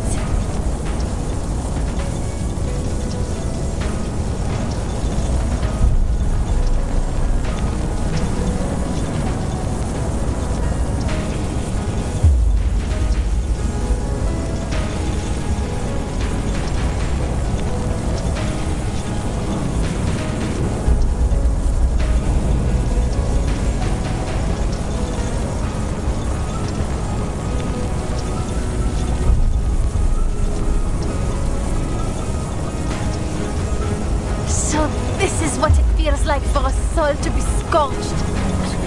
I finally understand why so many fear hell.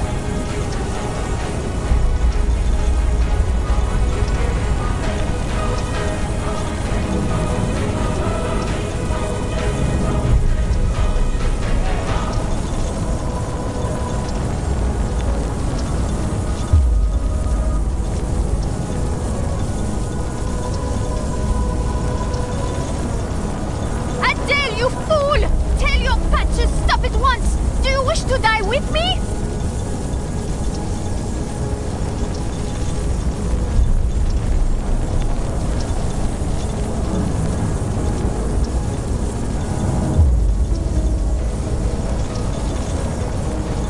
No, I don't.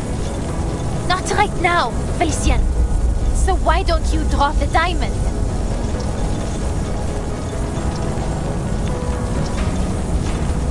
I can already guess your response. You keep dreaming! This diamond belongs to me! Not even death can steal it from me!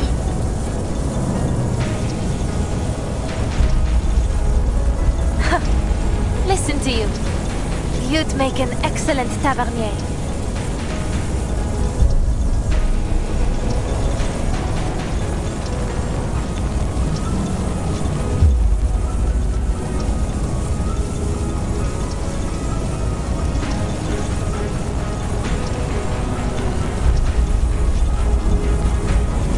Let's see if fire can separate true from false, Felicienne.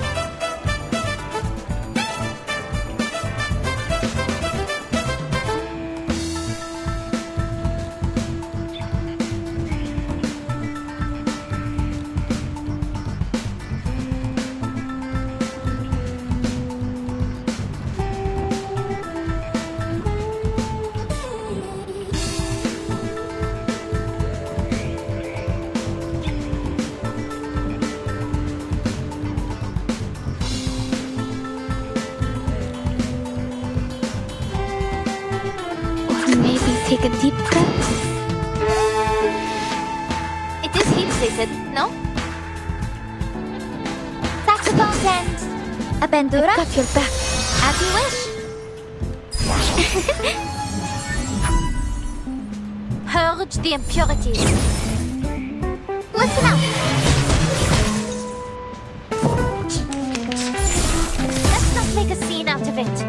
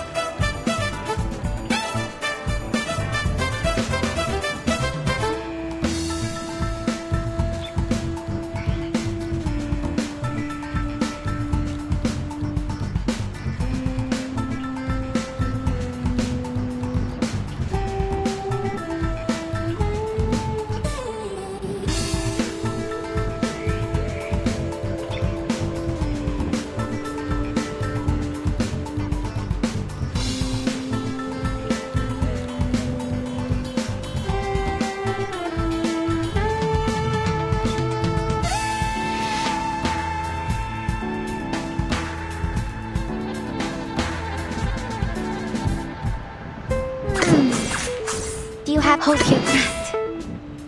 Give it a little water.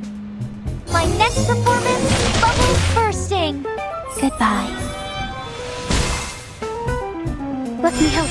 Wait.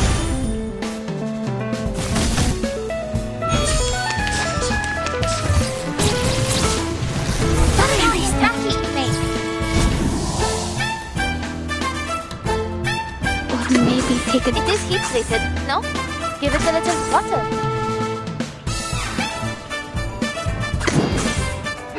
Don't take it on step.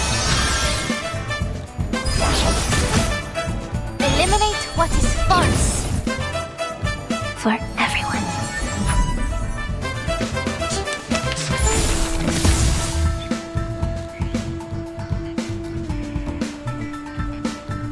It is heat treated, no?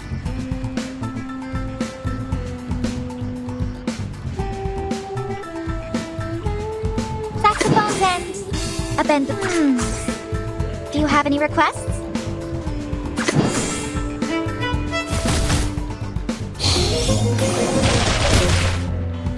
I dedicate this song to you. For everyone.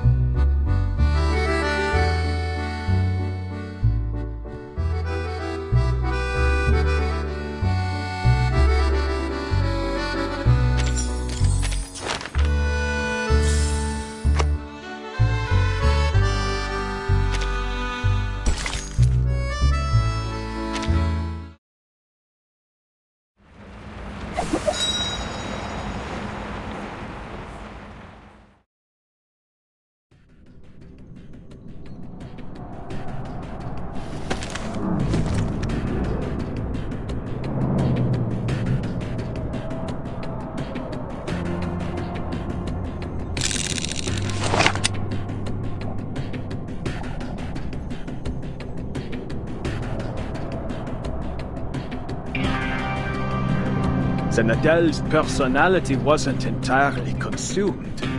She's managed to regain control of her body. Even a spirit as strong-willed as Felicienne lacks the ability to completely dominate another. Perhaps I was wrong to shift focus from the power of the collective unconscious. There is no need for that, Professor.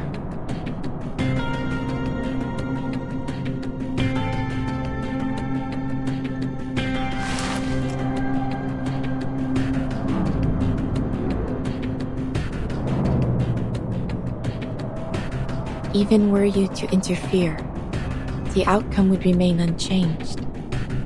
You are but a pebble in the course of the stream of fate.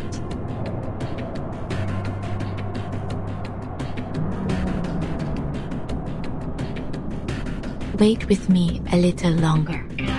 Things may just take an unexpected turn. You saw something, didn't you? Quite the contrary. I see nothing, and that is what fascinates me most of all.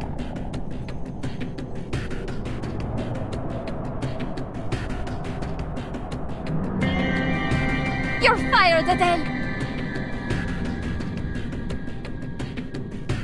You reckless, foolish would-be Joan of Arc!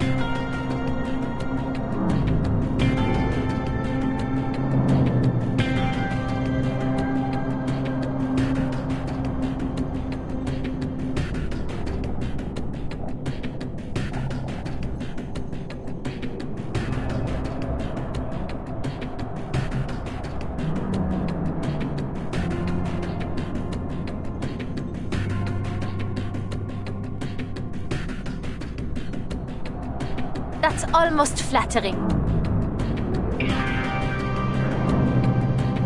But this is nothing compared to what you did to Celia.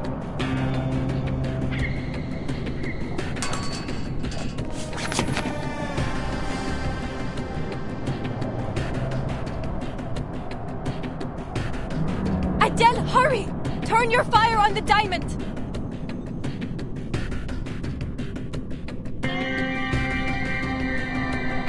Silence!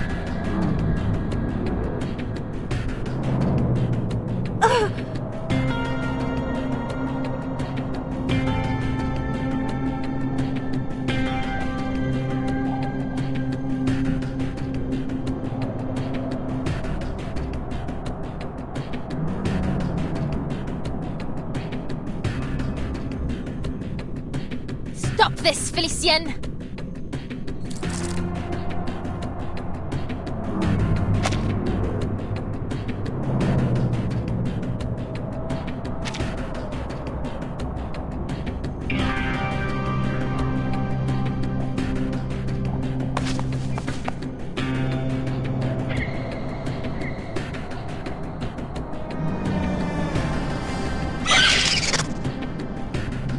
Par le feu est purifié.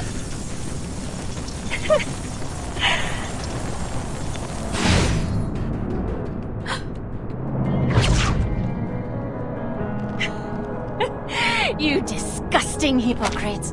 Don't you dare wag that finger at me!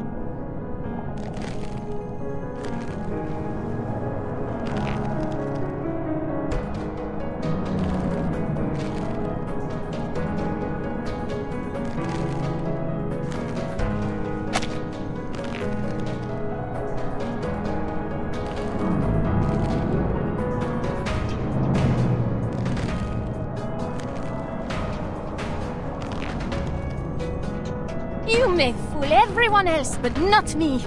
I know you better than anyone. I know your true colors.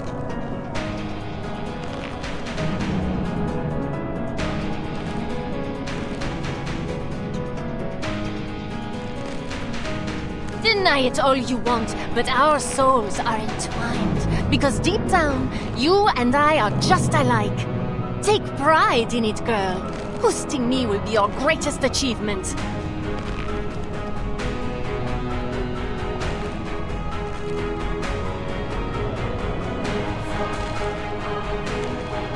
Be honest now. No need to play pretend as you did with Celia. All that time, you let her keep writing those letters, knowing full well that your parents were long dead. How wickedly false indeed.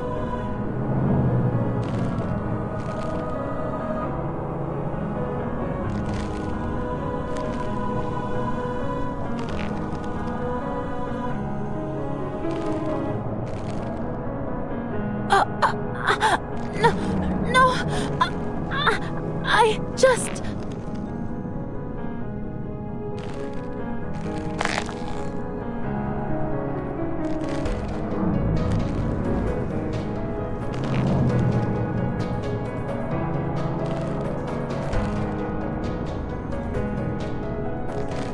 She shared her deepest hopes and dreams with you through those make-believe adventures, but you ignored them. What's there to envy about a cursed bloodline?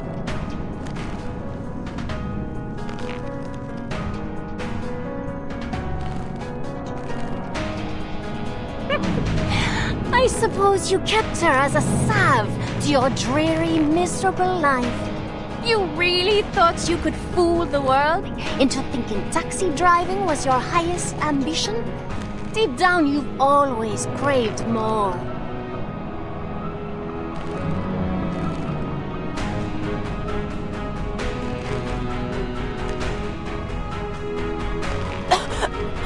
Don't act like... you know me.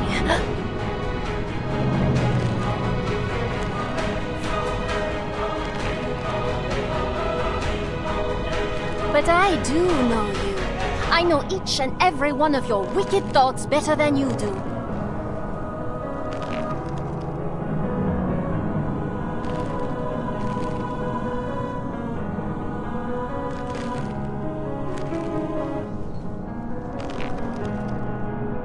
She told you to burn the diamond, but you secretly desired it. You craved your place in this adventure. Your death.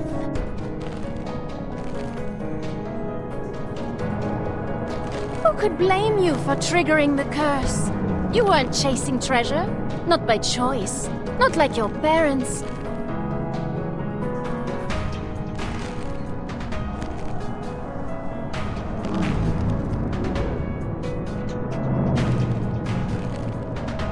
All of this to pretend you are unwillingly caught up in this adventure.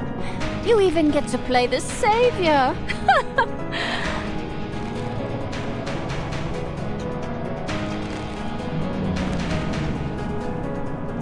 And oh, how your dear little friend fits the role of a damsel in distress. All you need is a villain.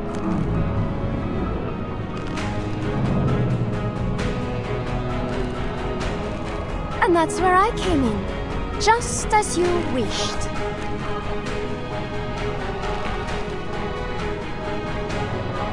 Of all people in Paris, why did I come to you? Have you given it even the slightest thought?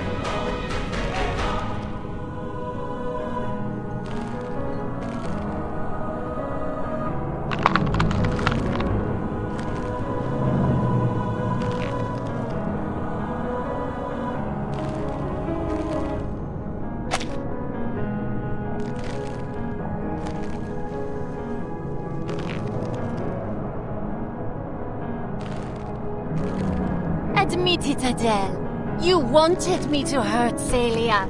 You wanted to kill her.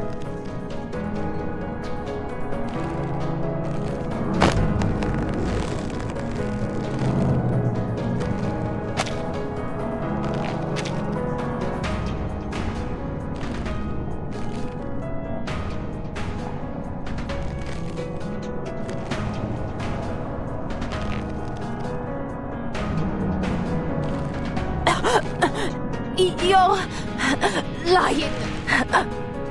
Ah, yes. Lies. She lied to you too, Adele.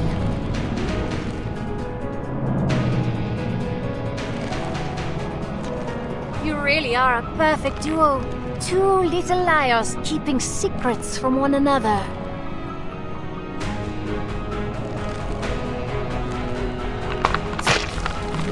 Allow me to reveal another secret. Destroying this diamond will bring an end to more than just me. It will end her as well.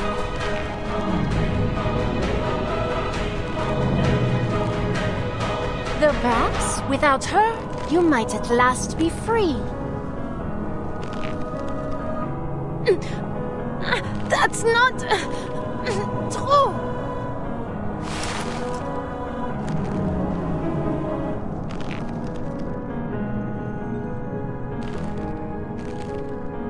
Don't listen to her, Adele. You must destroy the diamond.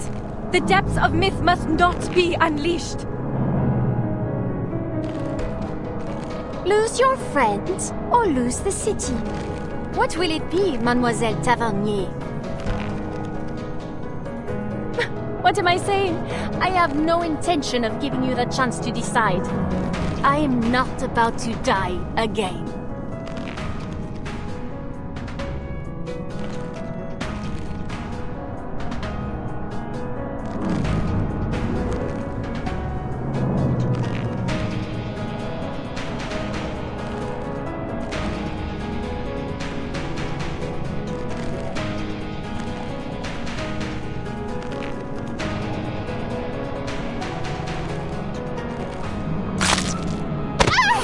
Damn it!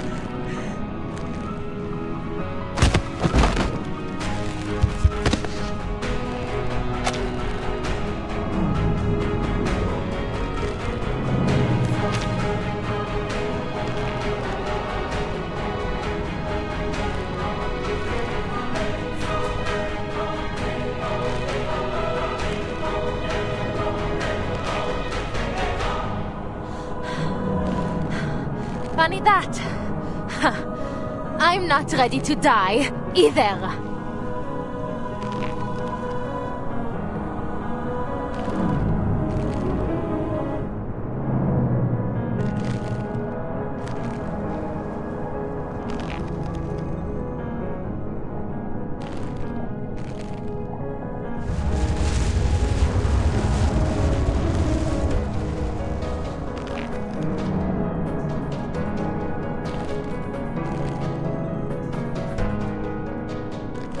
I won't let you get away.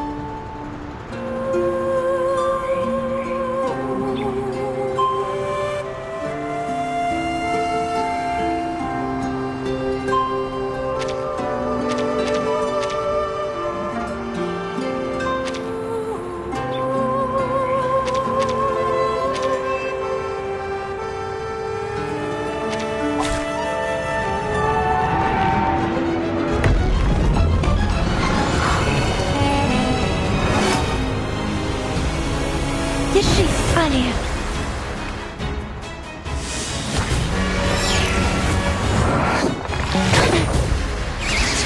Так ярко и тепло. Don't take it on step. Do you really believe you can escape this? Escape me? Soldiers? Shape-shifting? Malus Vindicte?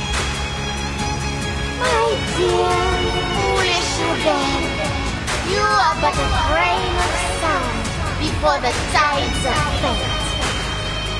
What good could possibly come from fighting me? The rift is widening. We have to stop her. Those monsters, they're forming some sort of shield. We need to break through. Allez, Adele, think!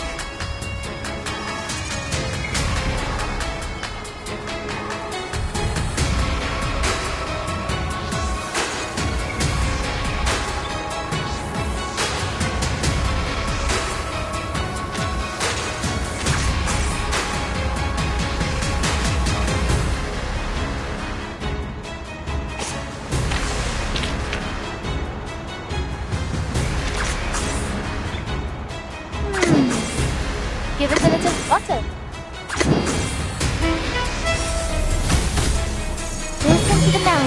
Wind and waves. Purge the impurities. Leave me alone, you phantoms. Goodbye.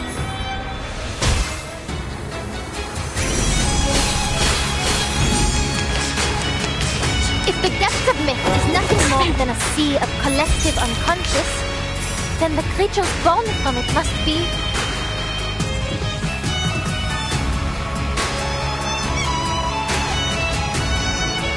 mere reflections.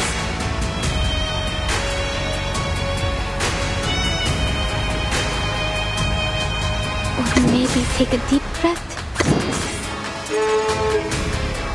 Saxophone. Do you have any requests? The stars, the just out of reach. For everyone. Listen up.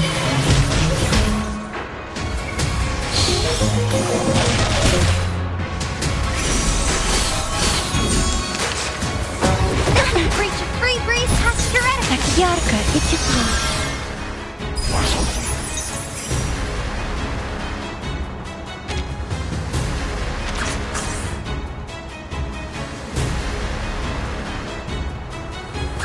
Hold your breath.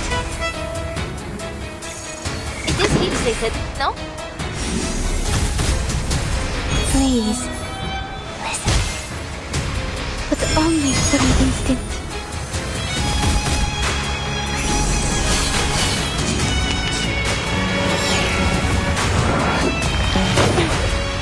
Is that feeble little flame supposed to scare me? Open your eyes and look around. Can you not see what these miserable people want?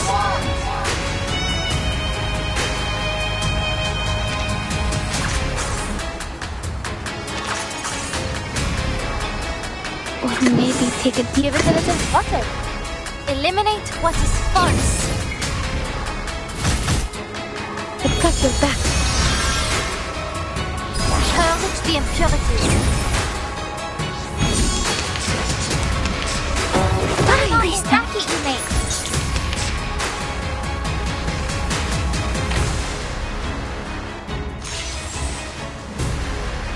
What a wonderful journey.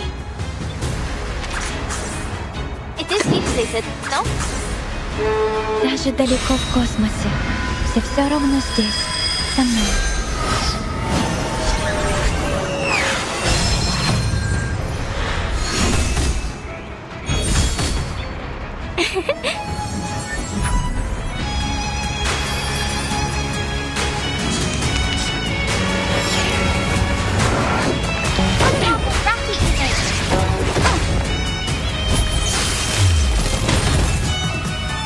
Don't take it on step.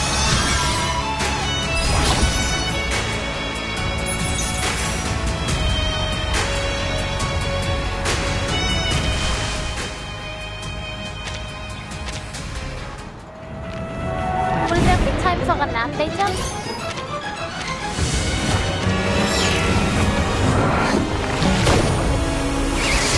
Так ярко и тепло. I've got your back. Do you read what the rift is those Ale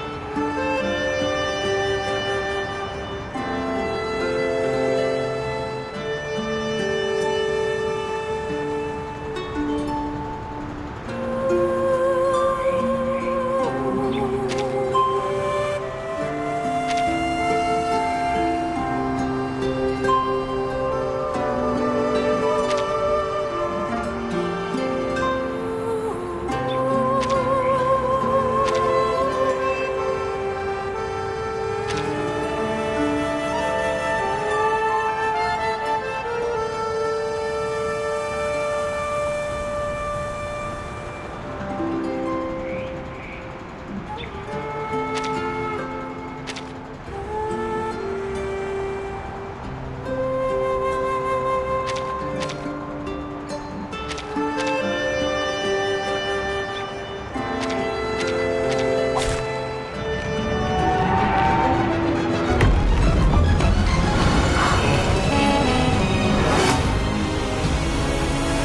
are many routes to travel, but only one destination.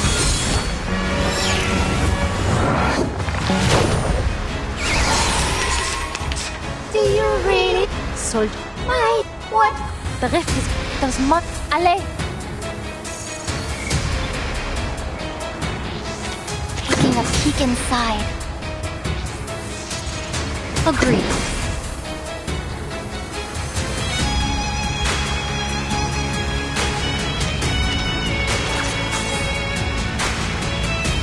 I hope you like a splash of red. The path will become clear. Our victory comes in a tide of blood. Close your eyes. It will all be over soon.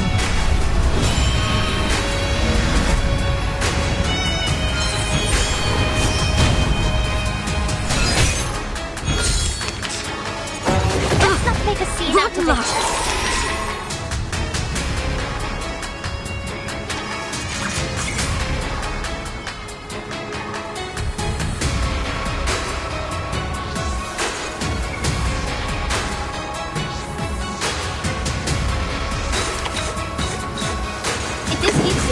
No?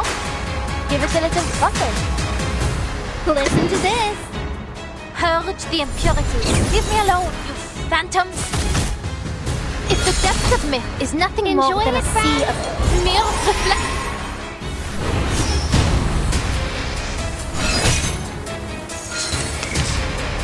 Let's not make a scene out of it.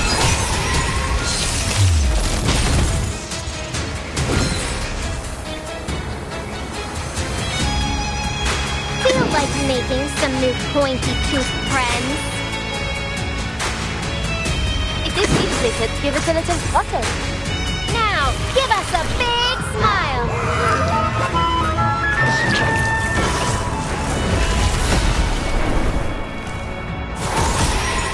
Eliminate what is false.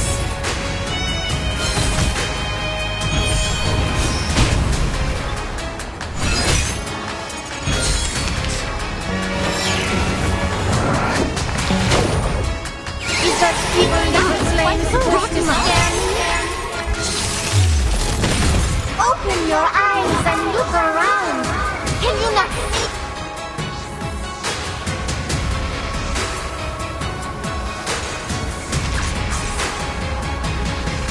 It is easy to give it a little butter. That was certainly a choice. Purge the impurities. Our blood will burn.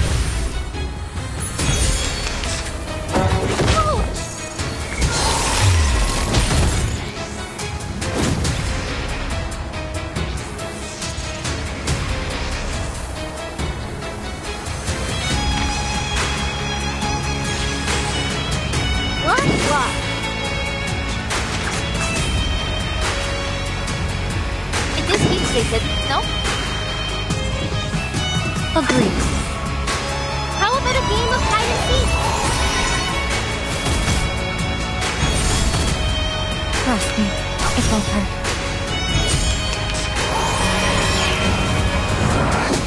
Let's not make a scene out of it.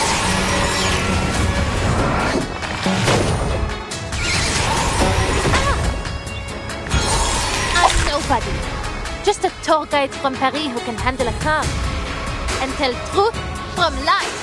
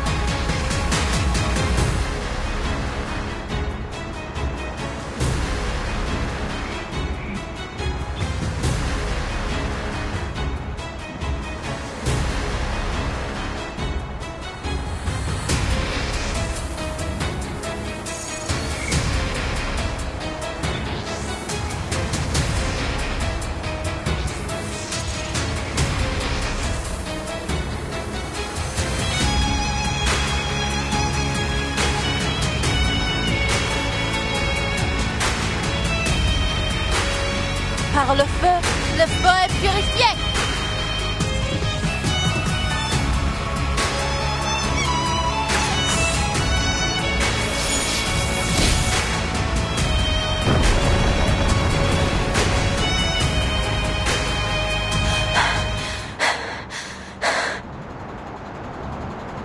Stop this, Felicienne. You're no master of this city. You're not even the master of yourself. Battles have little meaning, save for the prizes. She's going to destroy the key, Beryl. If I don't intervene, all I've worked for will come to nothing. Give me one good reason I shouldn't shoot.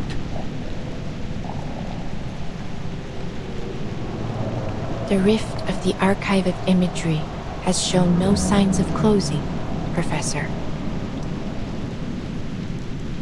Look up again. Watch closely.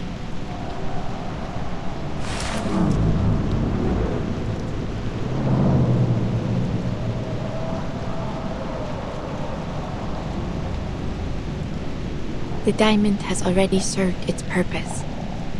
It has torn the rift open. The depths of myth is trickling down over us as we speak. Let's see what more the little gemstone can do in her hands.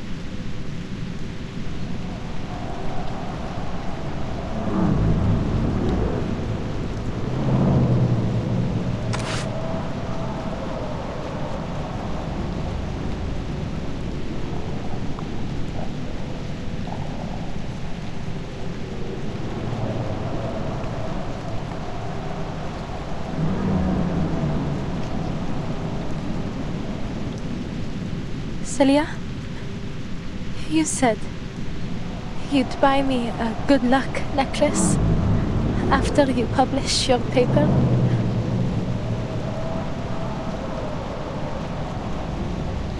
Will you keep that promise?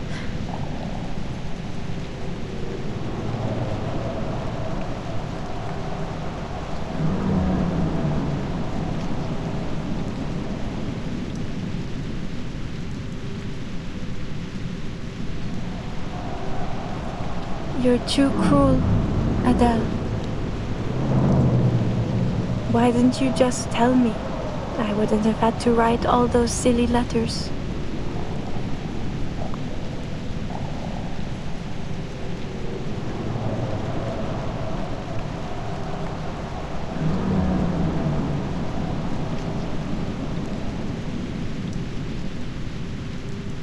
Will I see you again?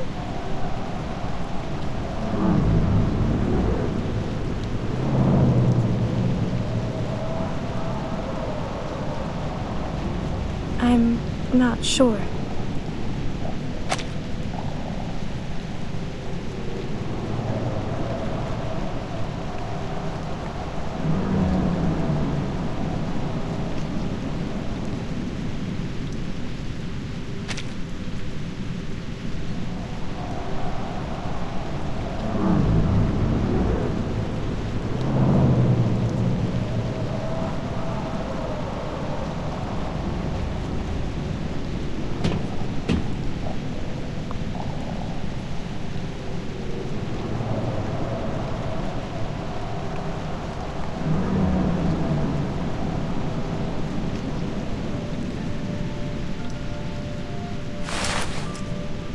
The art of resurrection is elusive and unknown.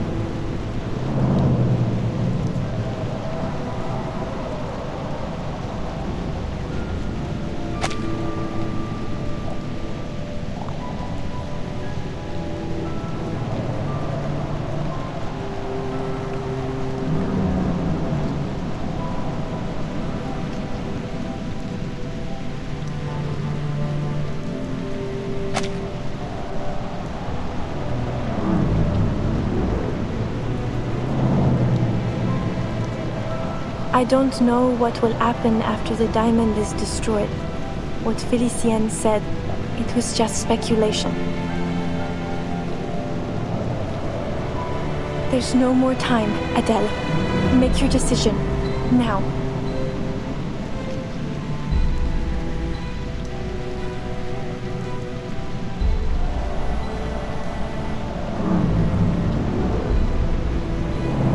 You know what? Felicien was right. I am a foolish, pathetic hypocrite. But she still doesn't know all that much.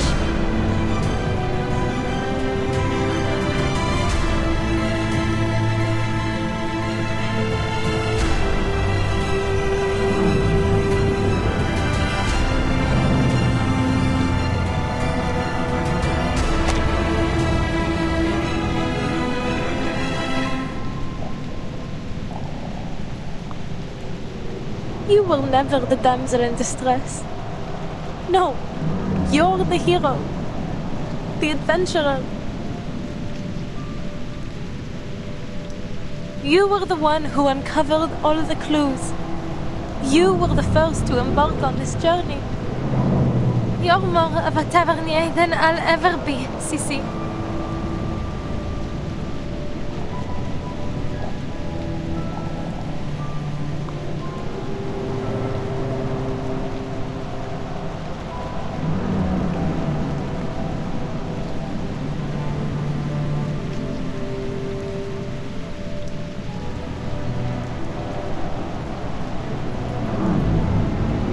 Don't be silly, Adele. That never mattered to me.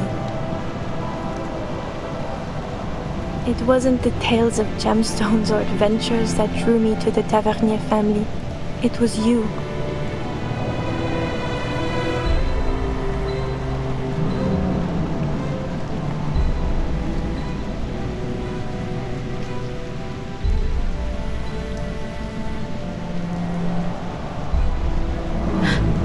Me? You've always been so driven and sure of yourself. Even when we were kids, you never hesitated, never looked back.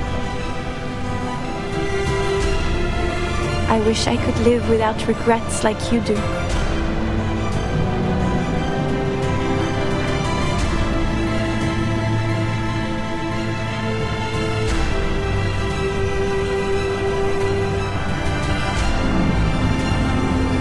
Stay that way, Adele, just as you are.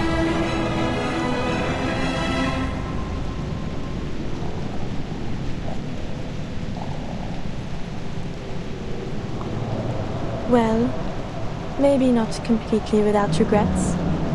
That's asking the impossible. But if you hesitate now, I'll be disappointed.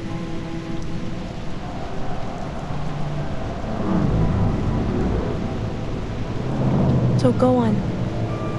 Follow your art, my dear friend. I believe in you.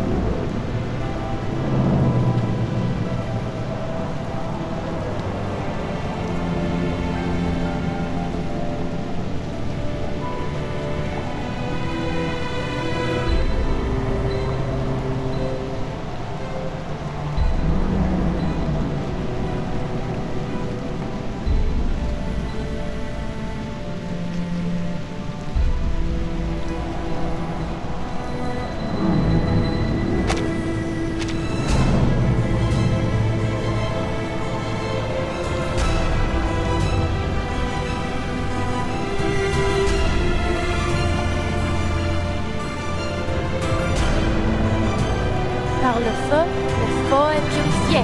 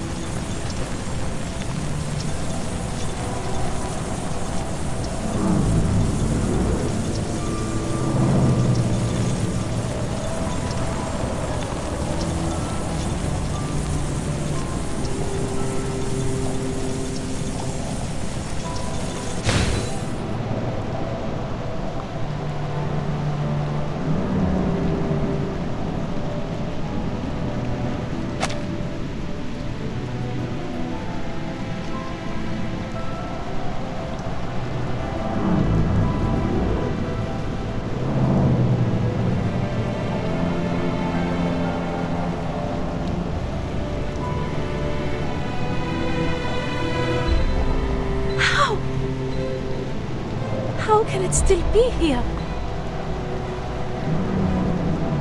Par le feu est purifié!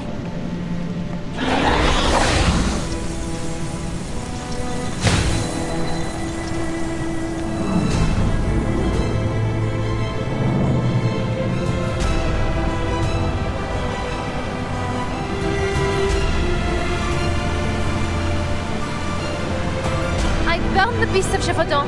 I even burned Felicienne. So why can't I burn this diamond? It is from the depths of myth, isn't it? Surely it can survive your fire. It isn't possible. It's only a symbol.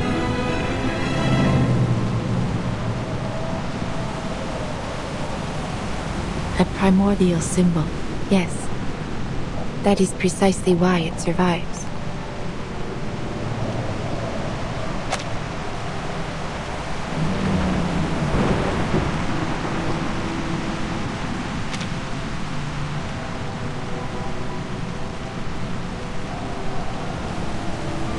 The French blue is both abstract and concrete, an iconic symbol held deep in the collective imagination of our society. No matter how many imitations or counterfeits may exist, none will ever take its place. It is eternally transcendent, unconditionally pure. Its existence can never truly be destroyed.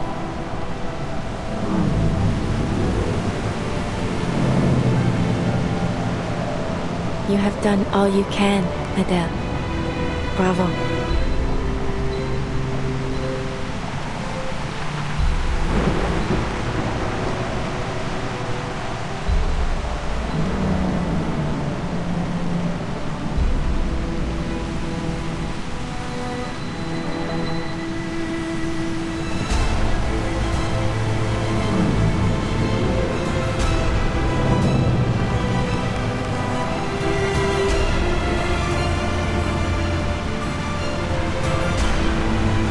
But I failed to destroy the diamond.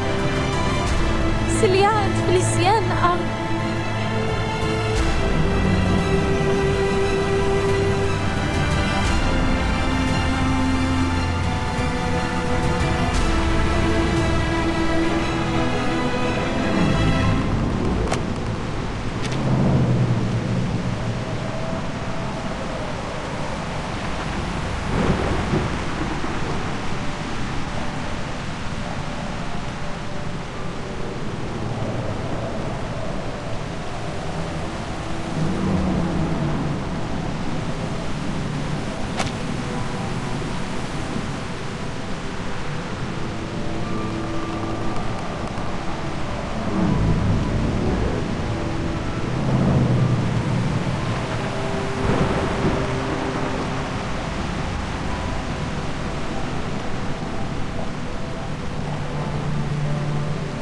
Countless streams converge and intertwine here in this moment.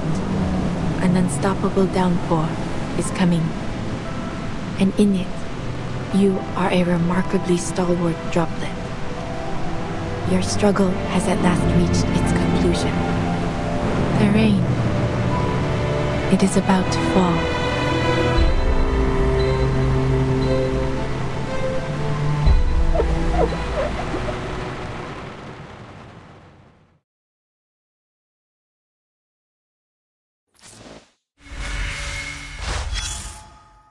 What a cruel storm. So far, the story has followed along a classic direction. Broom walked the hero's journey. But just as it seemed that it might end with triumph, down came the storm. This is the 5th joke fate has played on me.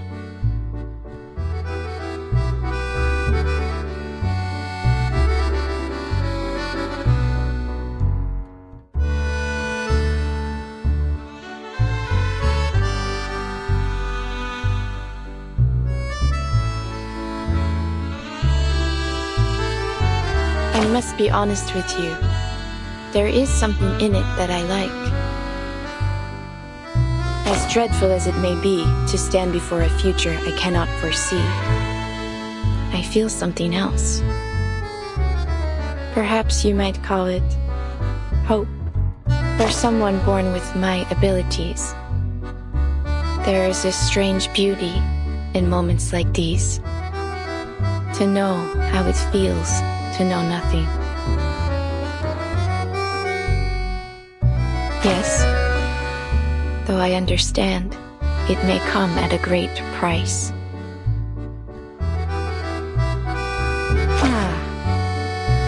Perhaps that is why the Vigile Bureau and the Foundation have kept such a keen eye on me.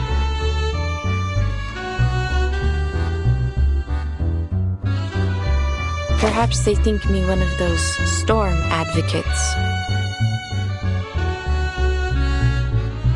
But why would I advocate for it? I have never asked for it. All I have done is try to understand it.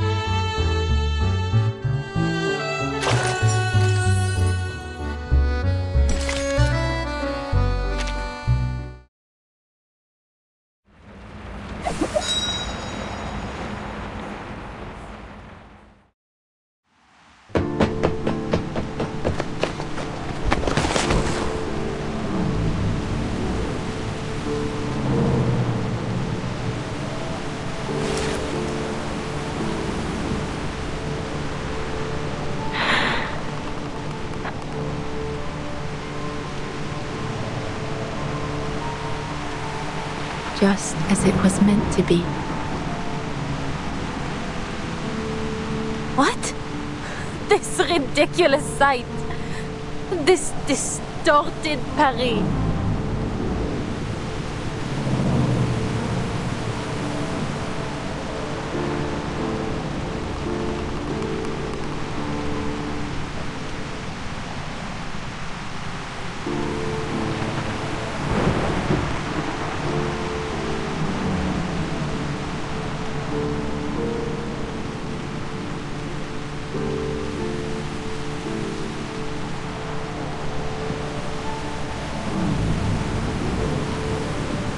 The July column just turned into a billbouquet. The Vert Galant statue replaced with some bizarre lobster. And my friend is disappearing before my eyes. And you're telling me that all this was meant to happen? It's all so meaningless. So absurd. Is it?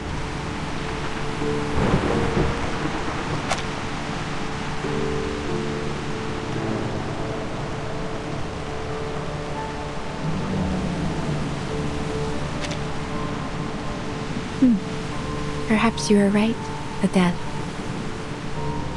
Thank you for showing me what I could not see.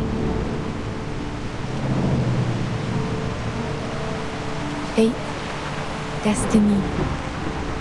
It has become nothing more than an absurdity, a tangled mess. This storm should never have come to pass.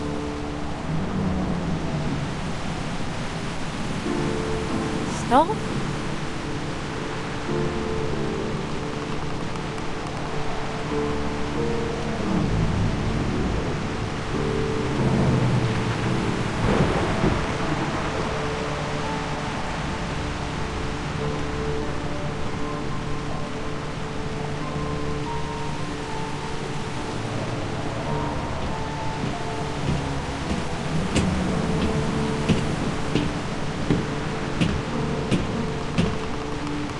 This storm is quite a delightful surprise. Look at this mass hysteria. It's becoming ever more unified. As if some force, some will is drawing them together, controlling them.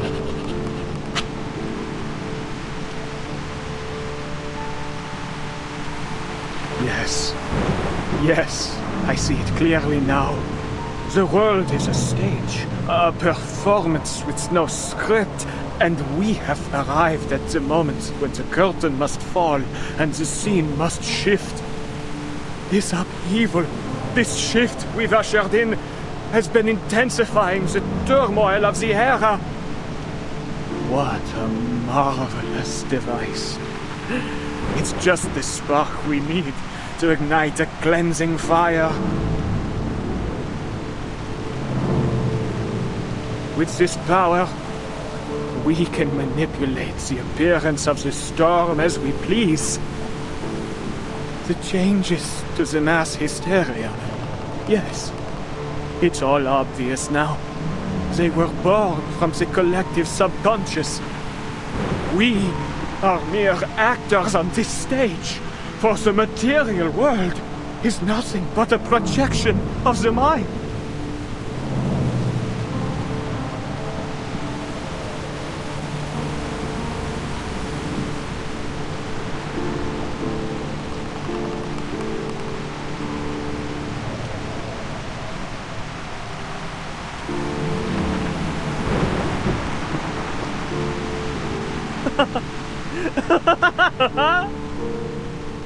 Their dialogues are but borrowed lines from ancient scripts. Their passion, their love for life, an oblivious repetition of the same narratives. The play has no script, yet tells the same story. This material world, it is nothing more than a flicker on a cave wall. I've seen it. The ultimate truth. The truth that even the transcendental law feigns to hide. But I've seen it now. I've seen it. The depths of myth itself will also be corrected, just as all the errors of the reality. But who decided which of these errors are wrong to begin with? Or perhaps what is right is essentially an endlessly repeated chain of errors.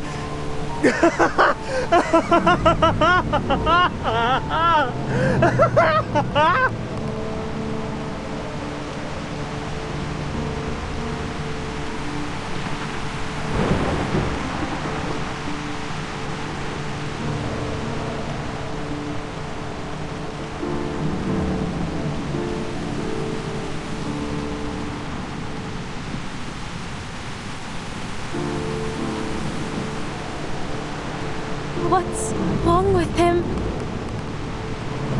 He has seen the fruition of his life's work, and it has driven him mad.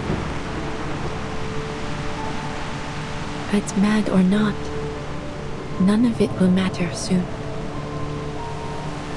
This whimsical era, along with the Paris we know, will be washed away in the coming rain. Is this some kind of joke? Am I missing something? An era wiped out by a little rain? It doesn't make any sense.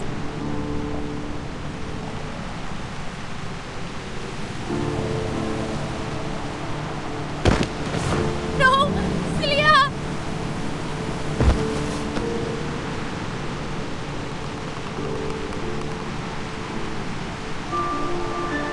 Paris.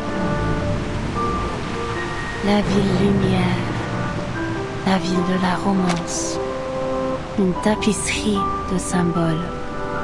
Elle n'hésite jamais à montrer toutes ses émotions, les passions chaotiques de points de vue qui s'opposent, les complots mis en scène dans ces ruelles anciennes et étroites, parce qu'elle défend ton droit de choisir, de crier ou de te taire, de regarder en arrière ou vers l'avenir, de vivre sous une monarchie ou une république et une myriade d'idéologies. Tu peux te jeter dans le maelstrom ou en créer un nouveau toi-même. Celia loves this city so deeply. She knows everything about Paris, from the catacombs to the top of every tower.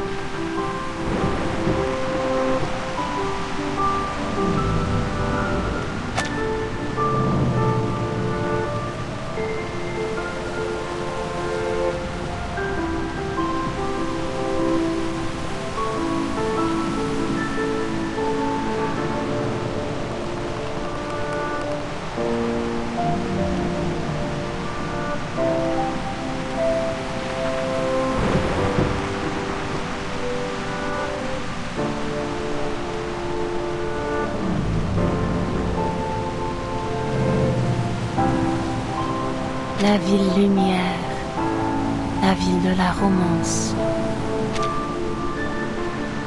Celia deserves to live, not me! Why? Why does Celia have to vanish? Nous nous tenons dans un vaste jardin où les sentiers s'entrecroisent à l'infini, accueillant des bifurcations sans fin, des choix sans fin. Hernani, Notre-Dame, les montgolfières qui flottent au-dessus du palais Saint-Pierre. Ces philosophies trouvent leur forme, circulant de lèvre en lèvre, de cœur en cœur, à travers tous ses habitants. Considérez le destin et la vie avec élégance et légèreté. Voilà le véritable esprit de Paris, là où les rêves et les imaginaires ne s'effacent jamais. Il t'accompagne à travers tous les temps et toutes les époques, comme un festin qui voyage. Immortel, indestructible. Non!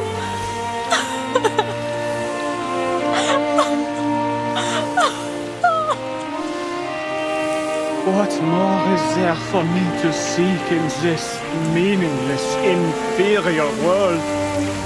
The true world, the one that matters, has already descended. Voila! See that? The clearest, most perfect water at the bottom of the archive. Now, so close. Almost within reach. In the deepest, most pristine layer of our joint consciousness. Éternellement vrai, éternellement gravé dans l'esprit.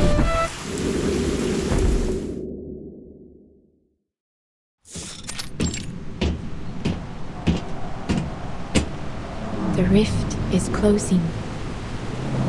The storm will now correct the faults of this era.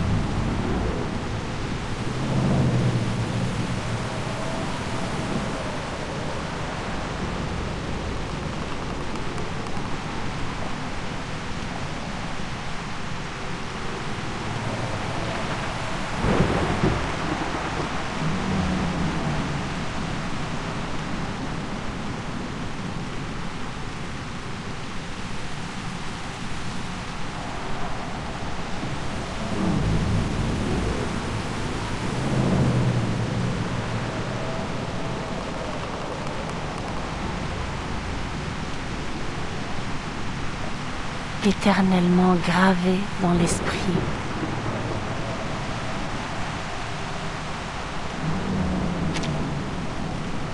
The city of light descending from the sky, the phantoms walking among the living, and the legendary beasts roaming the streets.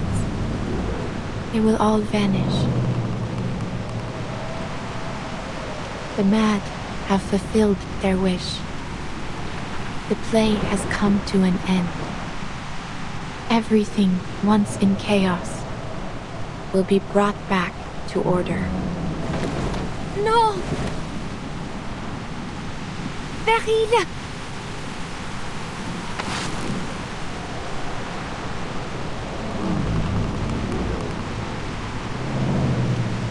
Ah, you have awakened. Though perhaps it would be better to remain asleep. It may spare you some pain.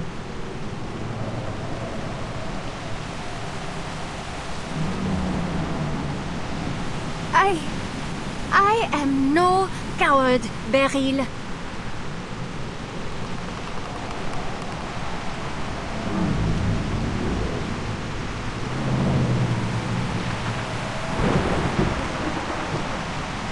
But you have to fix this.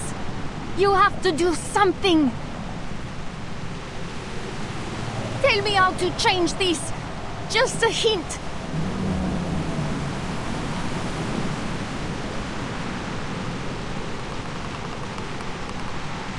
refuse to vanish like this, to disappear after finally clawing my way back.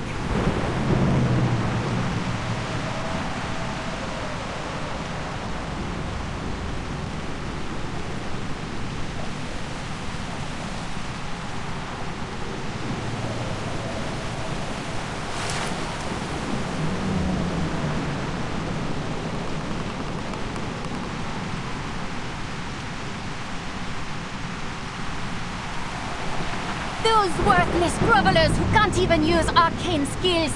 They deserve to die, not me! This world belongs to us! Don't you dare turn your back on me, Beryl Buanish! I will report every moment of this to the Guiding One!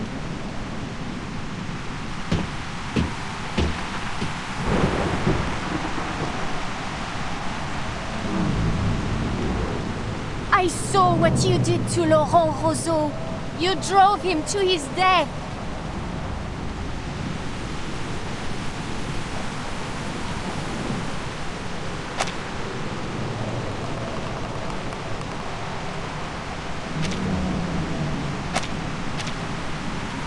You've never been loyal to anyone. You're nothing but a soulless profiteer. You care for nothing. You never believed in any of the principles of Manus Vindicte. You never wanted to bring back the beautiful world we once had, did you?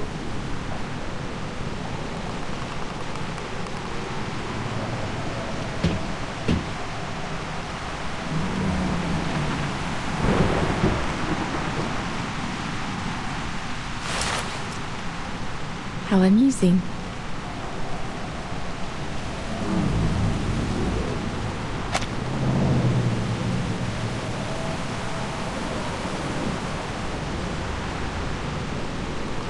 You seek my help, yet accuse and threaten me in the same breath.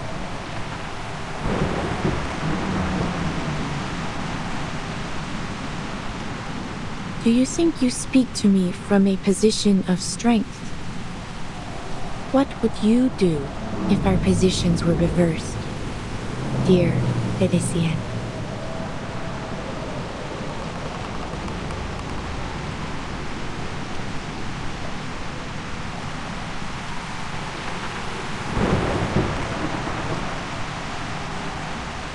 There is nothing more to say. It has been a pleasure, Madame.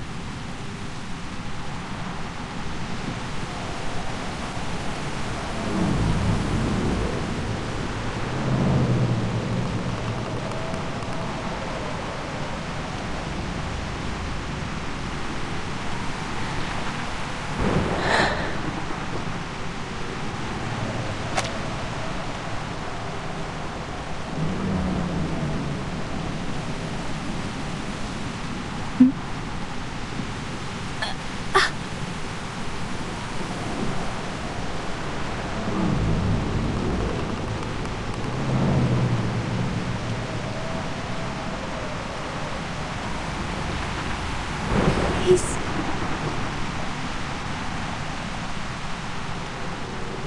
Please. Help me, Beryl. I don't want to die. Très bien.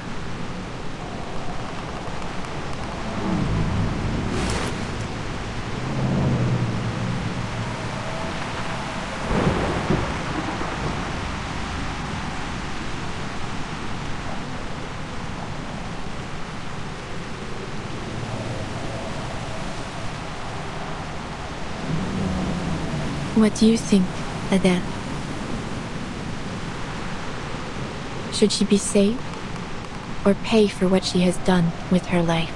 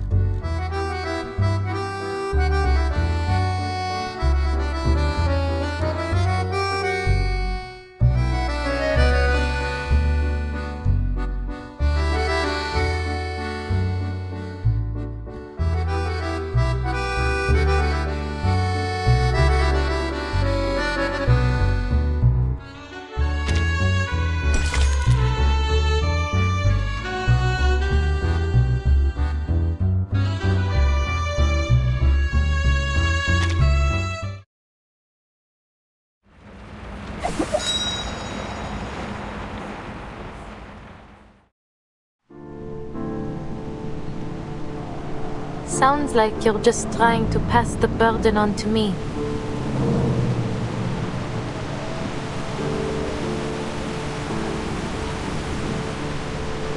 Whether she lives or dies, the weight ends up on my shoulders, doesn't it?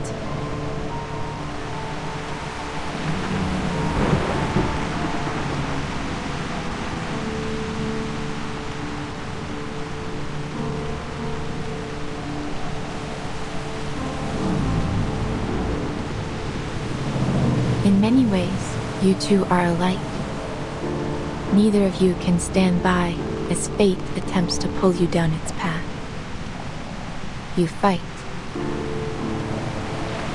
It is no wonder that she could reach into the depths of your mind.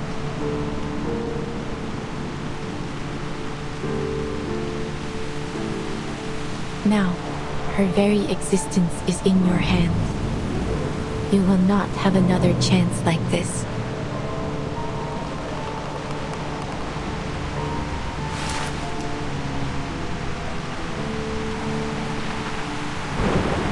Your friend and the original Felicienne perished in the same way. It is likely, then, that she has returned to the depths of myth.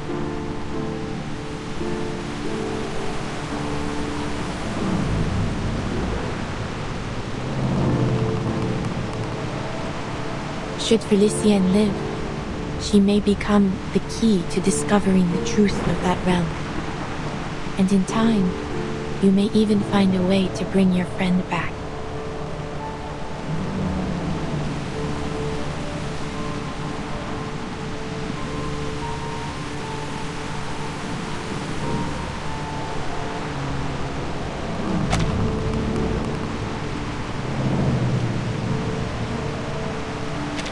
Yet, should she die, you will have taken a fitting revenge, and her torment of your body will end at last. Swear it then. Swear that every word you just said is true.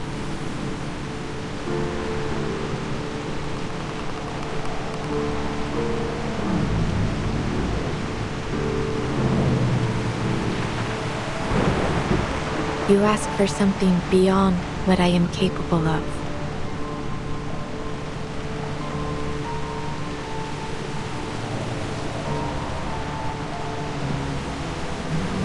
As you know, Arcanum has its limits.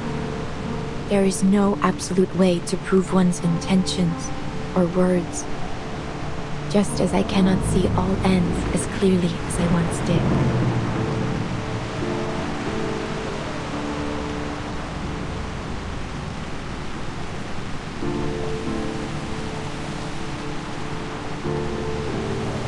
Time is ticking. Give me the diamond now, or lose this opportunity forever.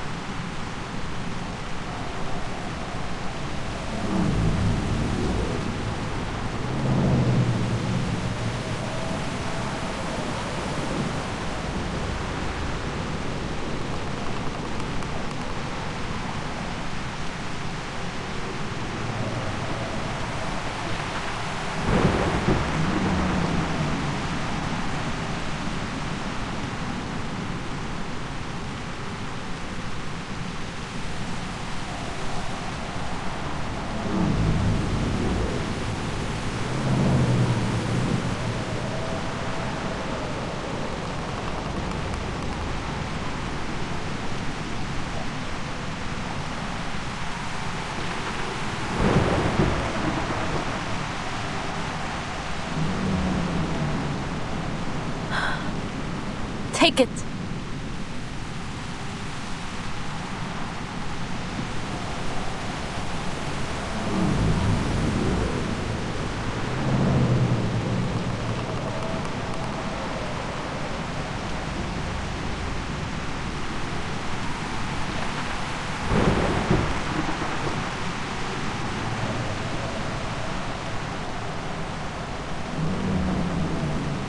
Save her.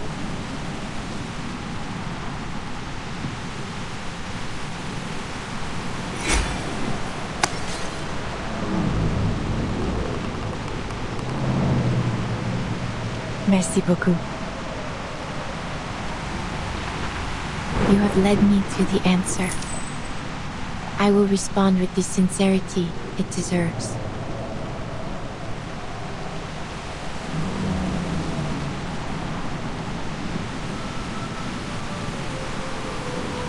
As I have said before, your fates have converged. Felicienne, your journey through the spiritual realm has reached its end. But you still have a place in the crown of the material world. Now, the Numa that has reached the edge of one world must begin anew in the next.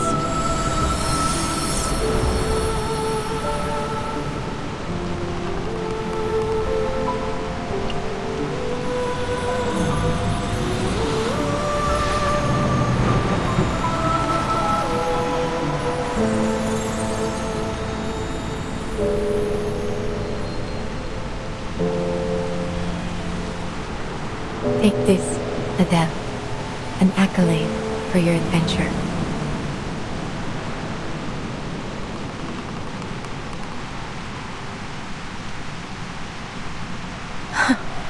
An accolade.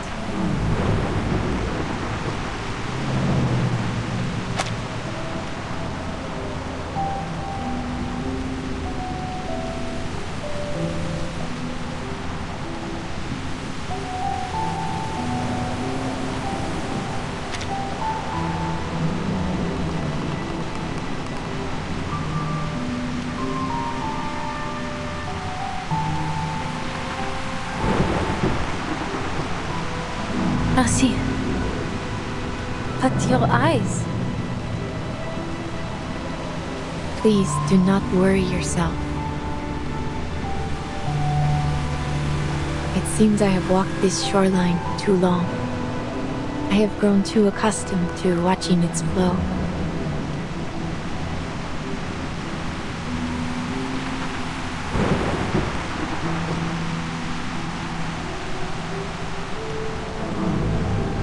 The more I think I see through fate, the more vulnerable I become to it.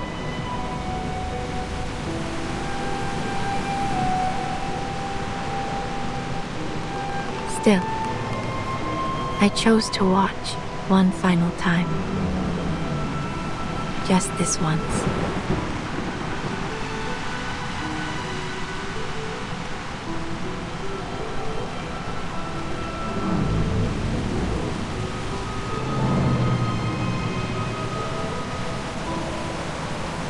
It makes for a fine imitation. Your flame separated the French blue from the smoky quartz it had inhabited. I simply gave it a new vessel, a clear quartz. It was the best that I could manage. I hope it will suffice. And I hope both you and Felicienne will be satisfied with it.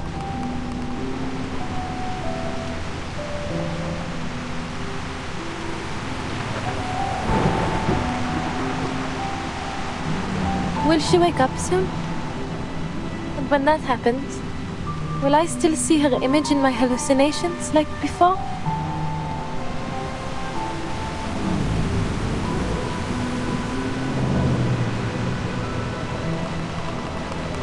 You will suffer no more hallucinations.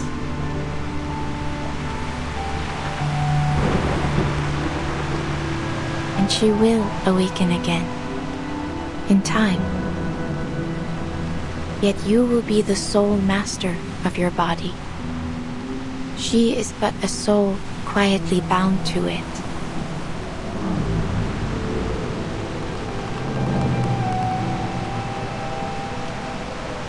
So long as neither of you strays too far from the other, her soul should remain whole.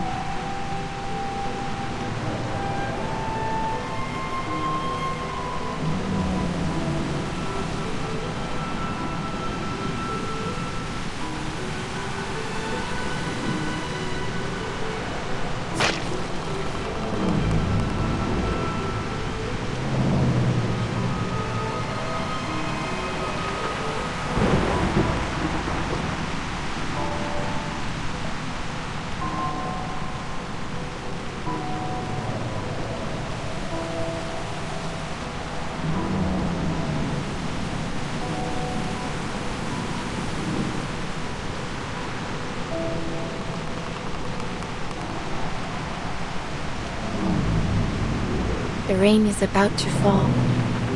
We must go. By dawn tomorrow, this world will be washed clean.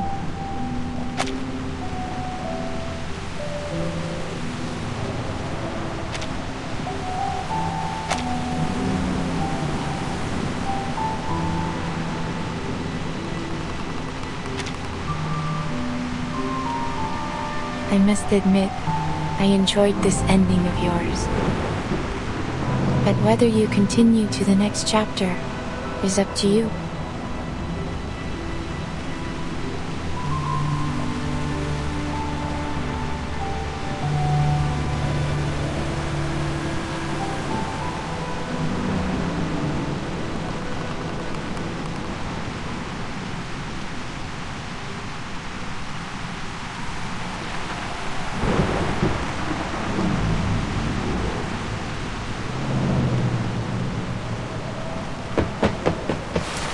Madame Boiniche! Madame Boiniche, forgive me. Do you know the theory of evolution? Humankind evolved from apes.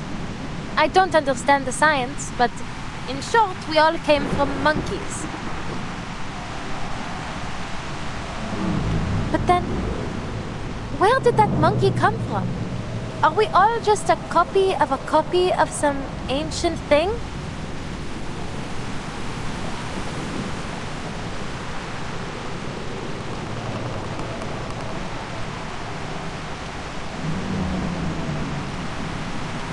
And if we keep tracing back, how did life even begin on Earth?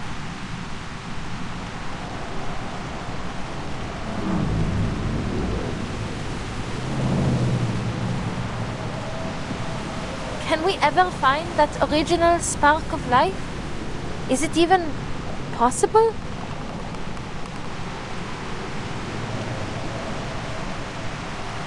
What I'm trying to say is, things rarely have a single clear cause.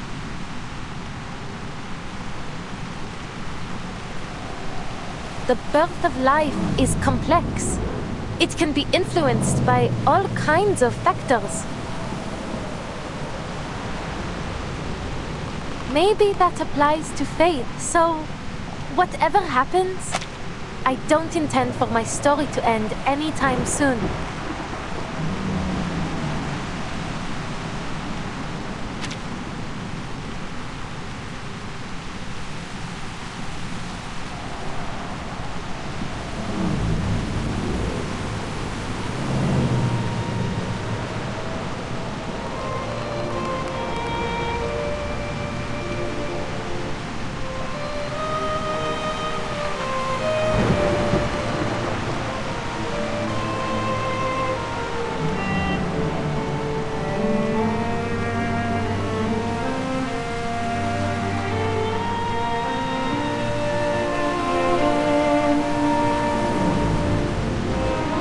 Please, take me with you. There must be a way to avoid this storm you spoke of.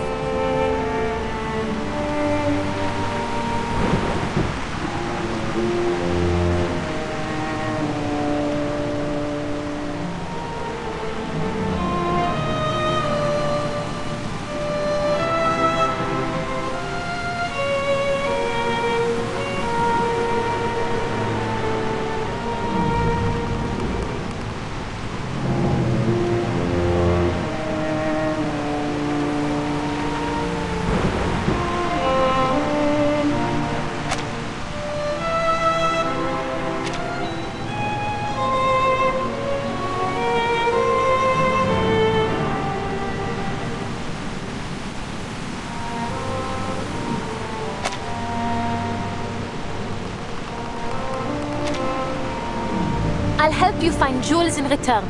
Answers, anything. Whatever it is you seek.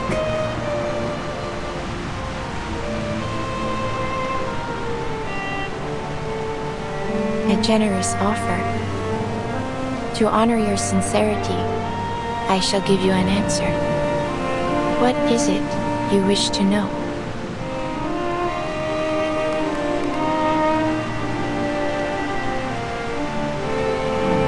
The truth about the storm.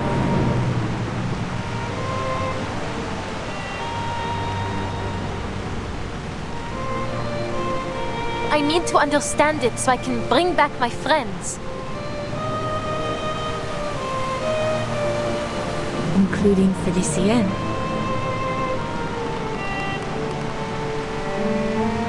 I wouldn't call her a friend. But for her to simply vanish? That's just too merciful for her.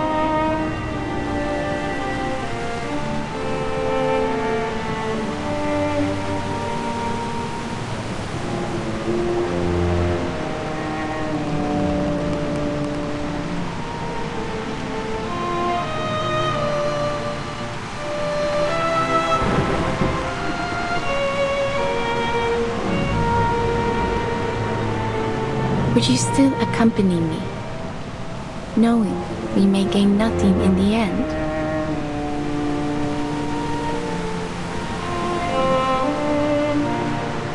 I would. You can't just sit around waiting for something terrible to happen, can you?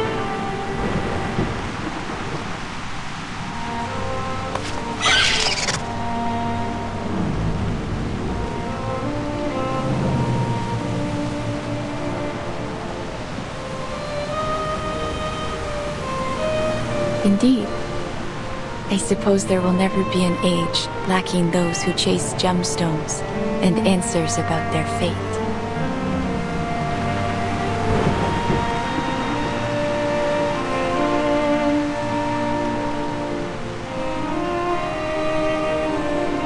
Perhaps a jewel hunter is exactly what my little establishment needs.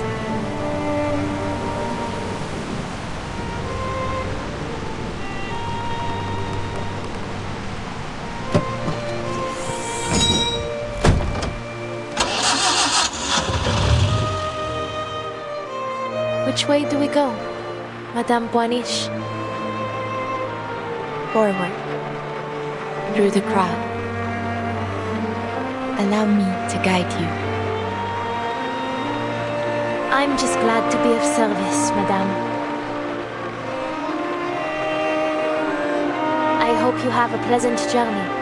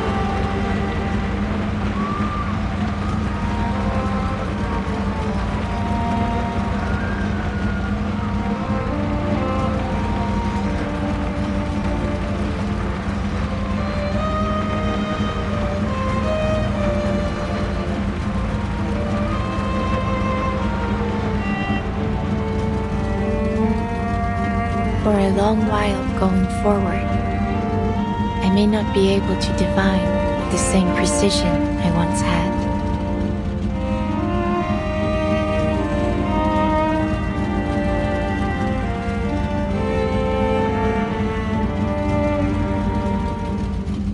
Yet this feeling of not seeing has a comfort of its own.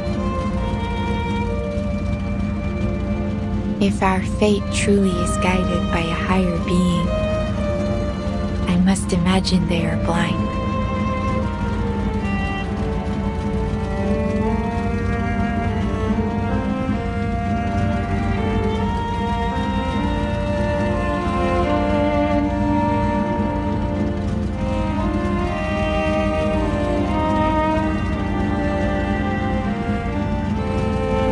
I hope that when I awake, you will have reached your destination.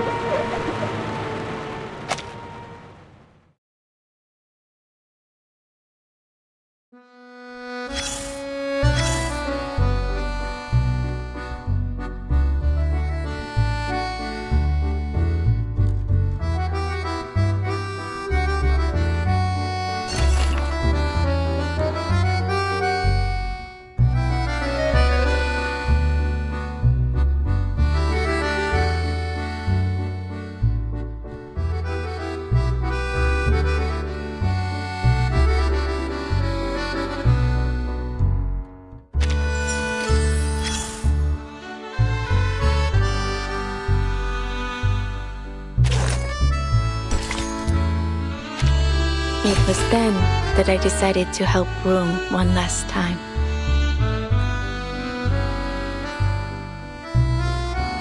There was risk in my choice. I could not see what the consequences would be. Still, I succeeded, and the rewards were most generous. Many suspected that I had planned it from the start. A common accusation made of diviners, of course.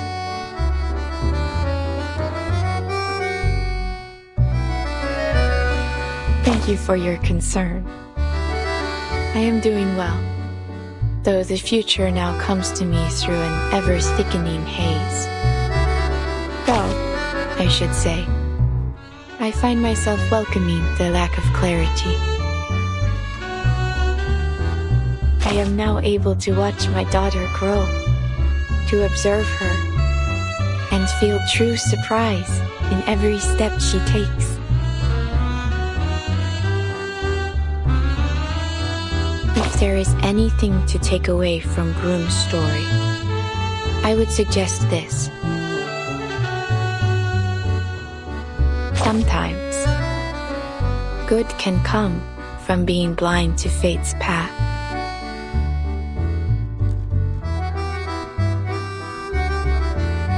How exciting it must be to arrive in this world knowing nothing, and, after a long, beautiful journey, realize just how much there is still to discover.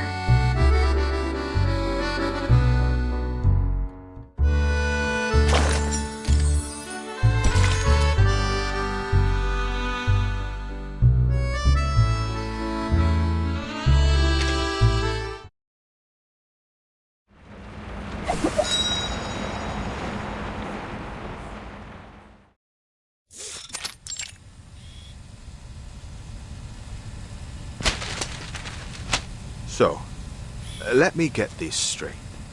The fifth storm was brought forth by Manus Vindicte, and you witnessed the process firsthand.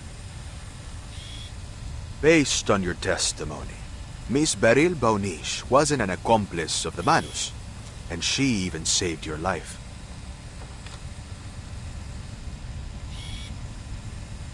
Yes.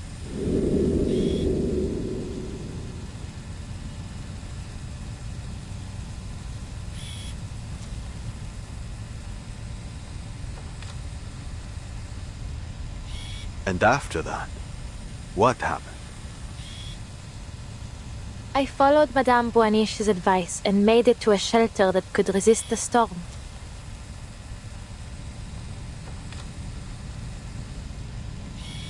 The rain got heavier and heavier along the way, but thankfully we made it there just in time. It's such a shame my little cab didn't have room for anyone else.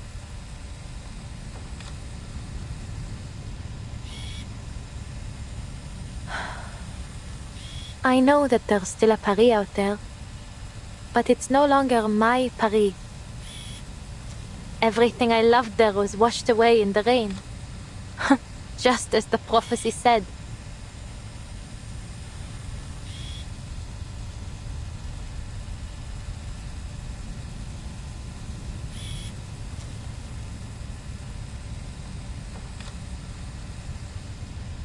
And the rest, you already know.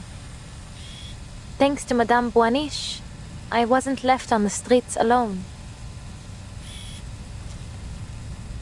The neighborhoods I knew, the people I once recognized, they've all changed. But at least I have my car.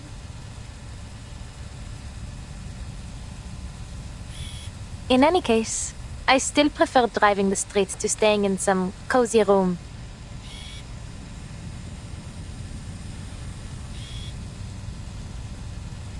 Madame Boaniche's work keeps her on the move, so I've been helping her since then.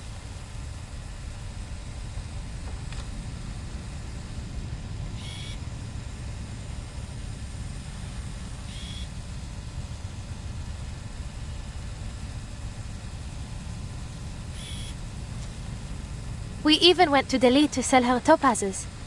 Oh, and I met her daughter there, Matilda.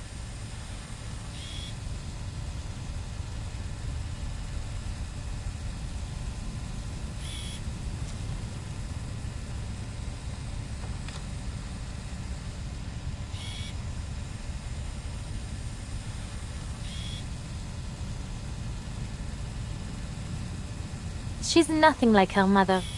Everything she feels is written plainly on her face. To be honest, I get along better with her.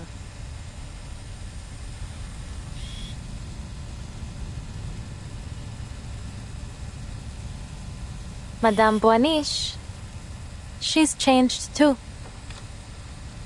She feels more real now. More alive.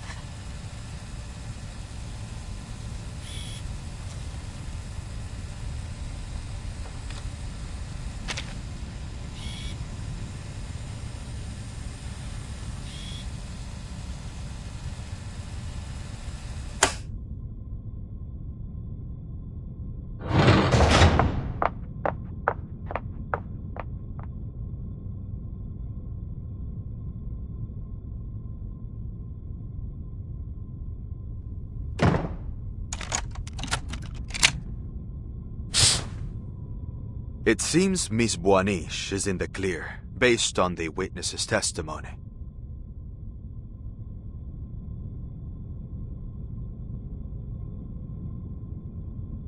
She claims Beryl Boaniche saved her and has remained at her side for years. If there were anything suspicious going on, she would have noticed.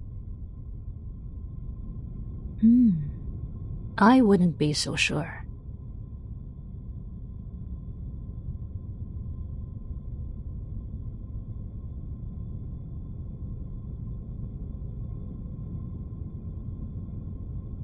You don't trust the lie detector results? Isn't this the most advanced top-of-the-line model?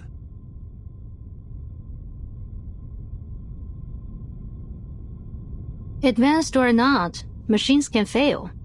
I prefer to trust my instincts.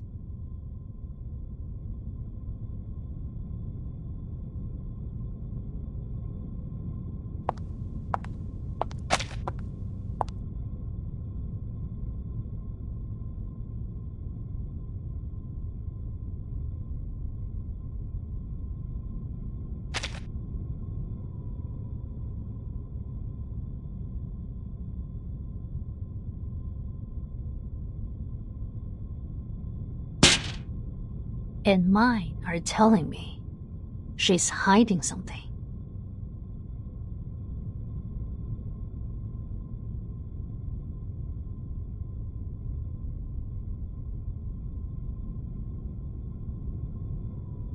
About the fifth storm? That, and the fact that Madame Boaniche returned so abruptly.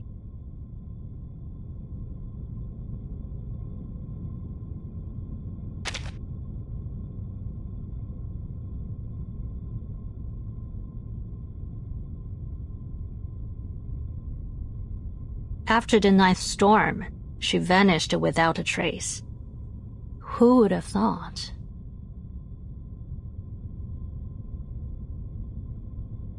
She would stroll back in out of nowhere, acting as if nothing happened, with some big revelation in hand.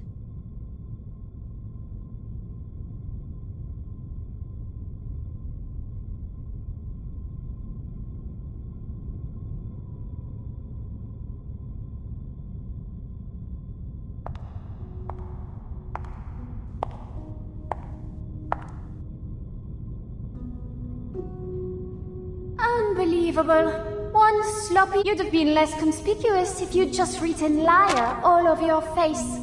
You should count yourself lucky I covered for you.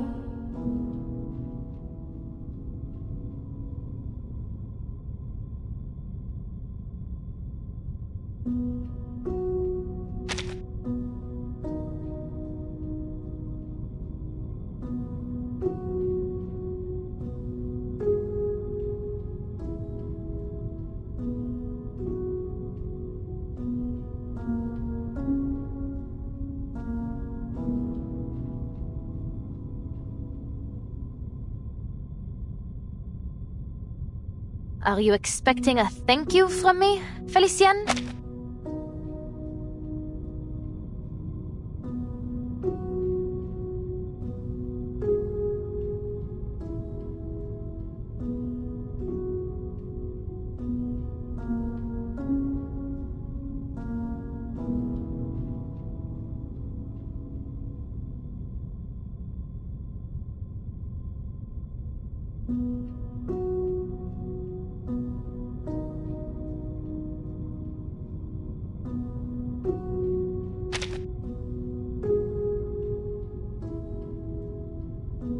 Don't think I don't know. You just don't want your own secrets exposed.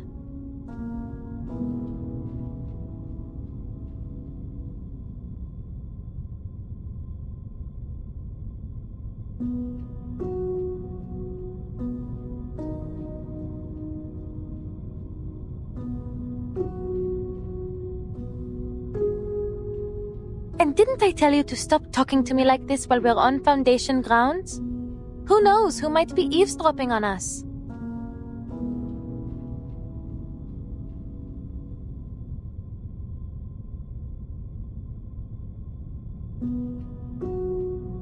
And I told you that I can hear you perfectly well without you mouthing the words. Is that really so hard to understand?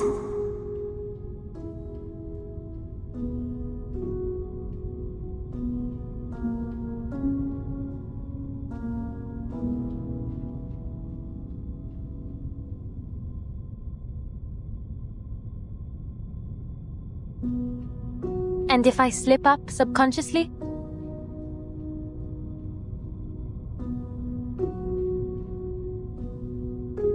I suppose you might have forgotten what it feels like to have a mouth.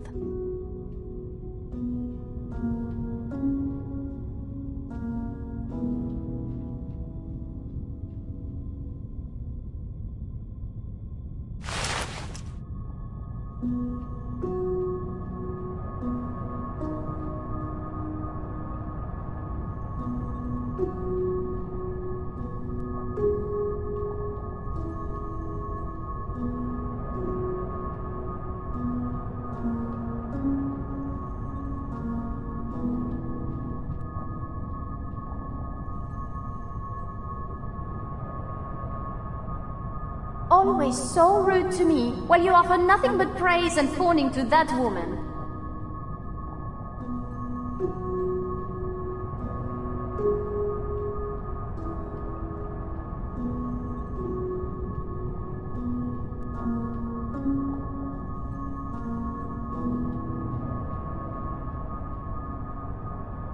You ought to have listened to me, gone to meet the Guiding One and pledged your loyalty. But you didn't. Because you are, and always have been, a stubborn fool.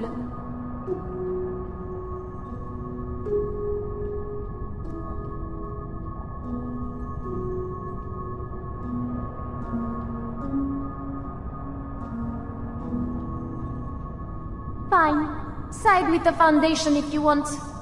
Call it ignorance, call it short-sightedness. Should I expect anything less from such rabble?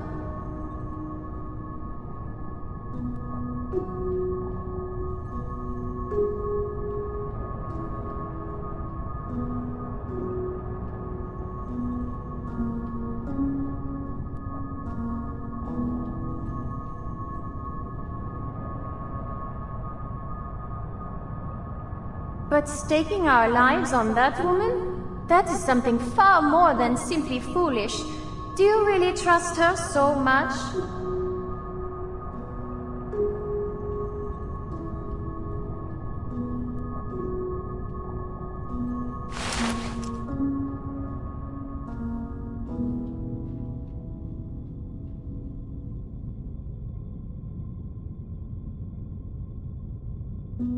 I do. I believe in Madame Boaniche. She'll prove I made the right choice.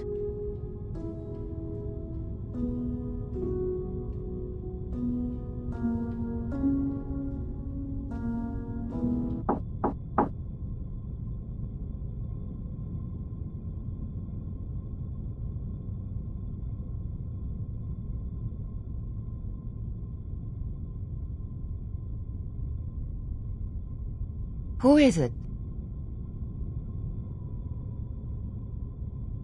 It's me, Vartin. I've come to check on the status of my field mission application.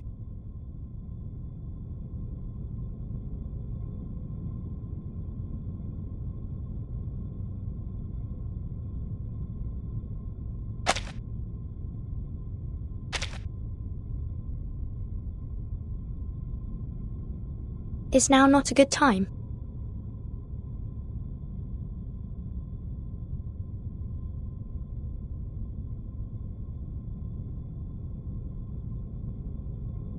Please, come in, Burton.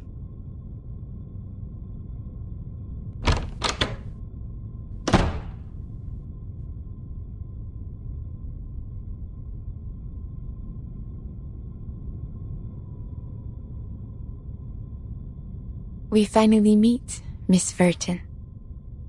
Matilda has told me much about you.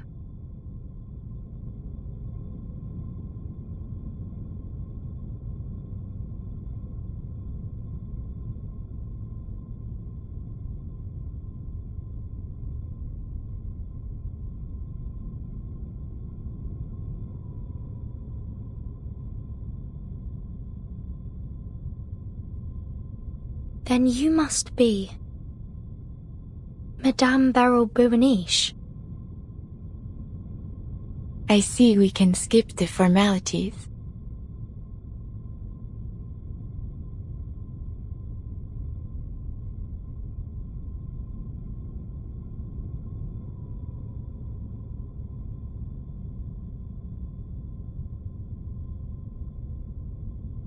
You have seen the golden thread, have you not?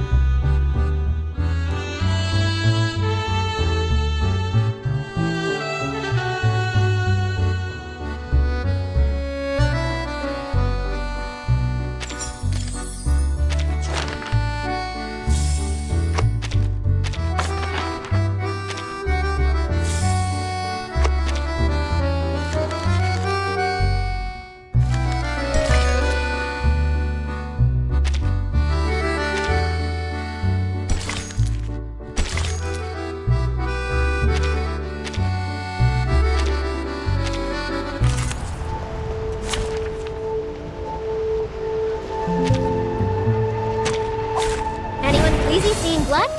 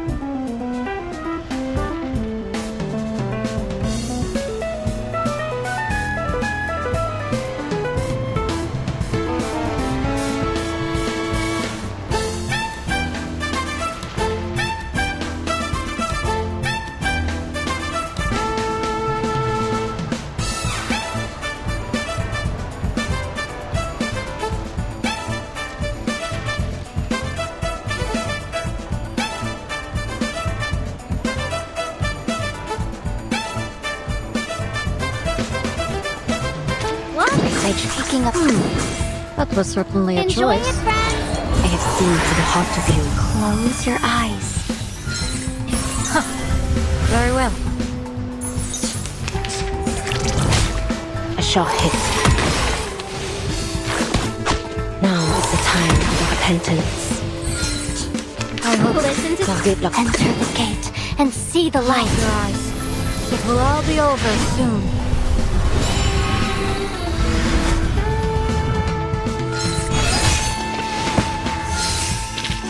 Battles have little meaning, save for the prizes to be won.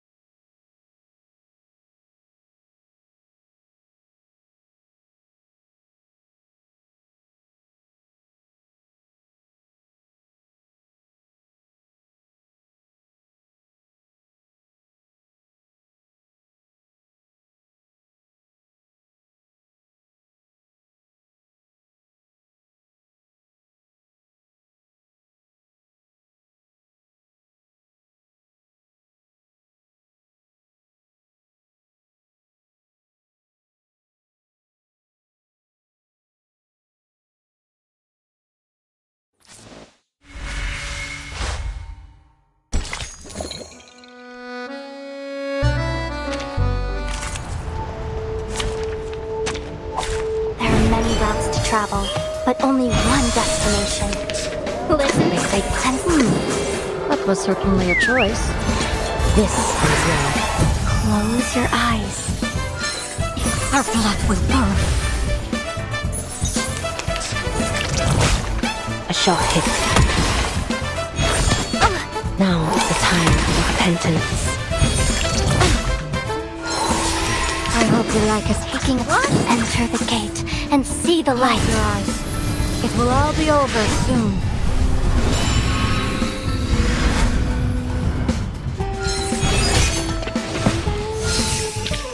A worthy victory, but the fight is far from over.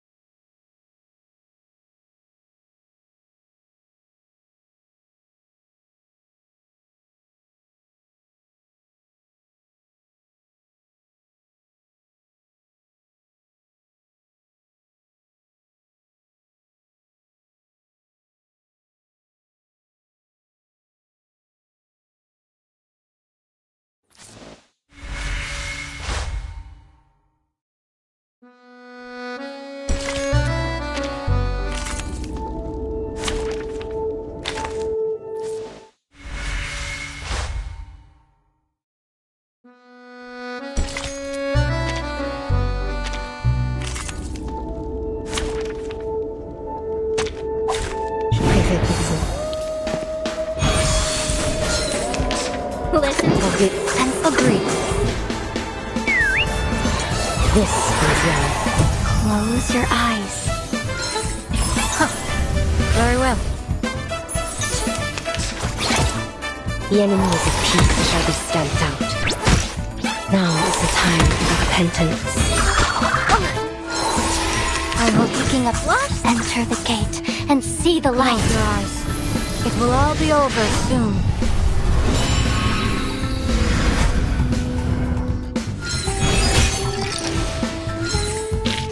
A worthy victory, but the fight is far from over.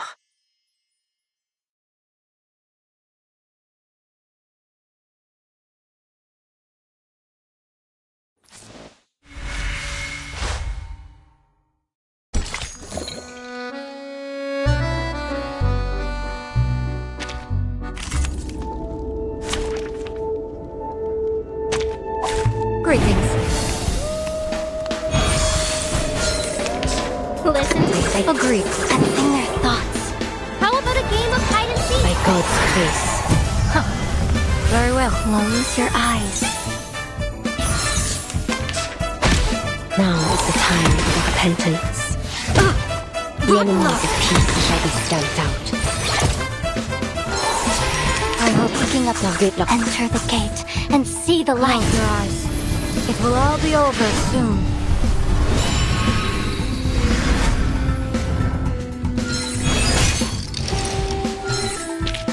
A worthy victory, but the fight is far from over.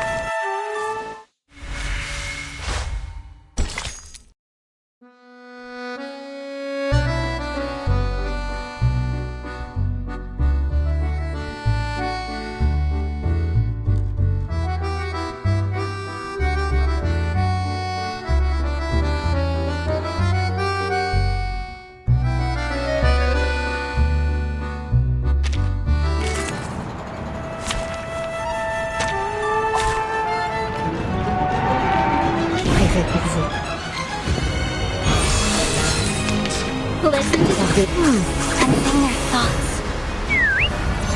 I have piercing to the heart of you. Our victory comes in a tide of blood. Become clear.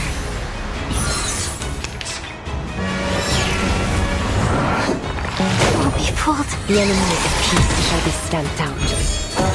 Won't be fooled. Now is the time for repentance. I will picking up what? Enter the gate and see the light.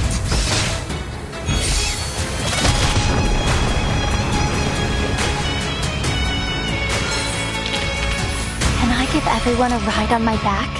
I think I can handle it this time.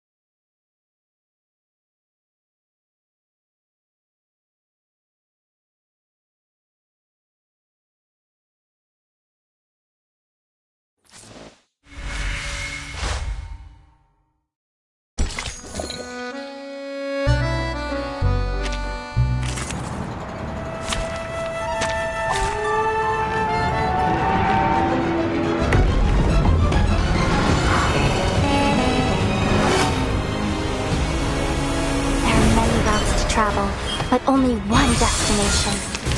Listen, by taking That was certainly a Enjoy choice. it, friends! This is love. The path will become clear. Our victory comes in a tide of blood.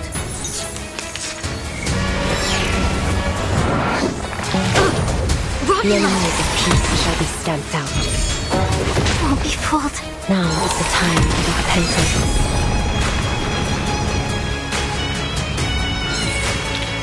A worthy victory, but the fight is far from over.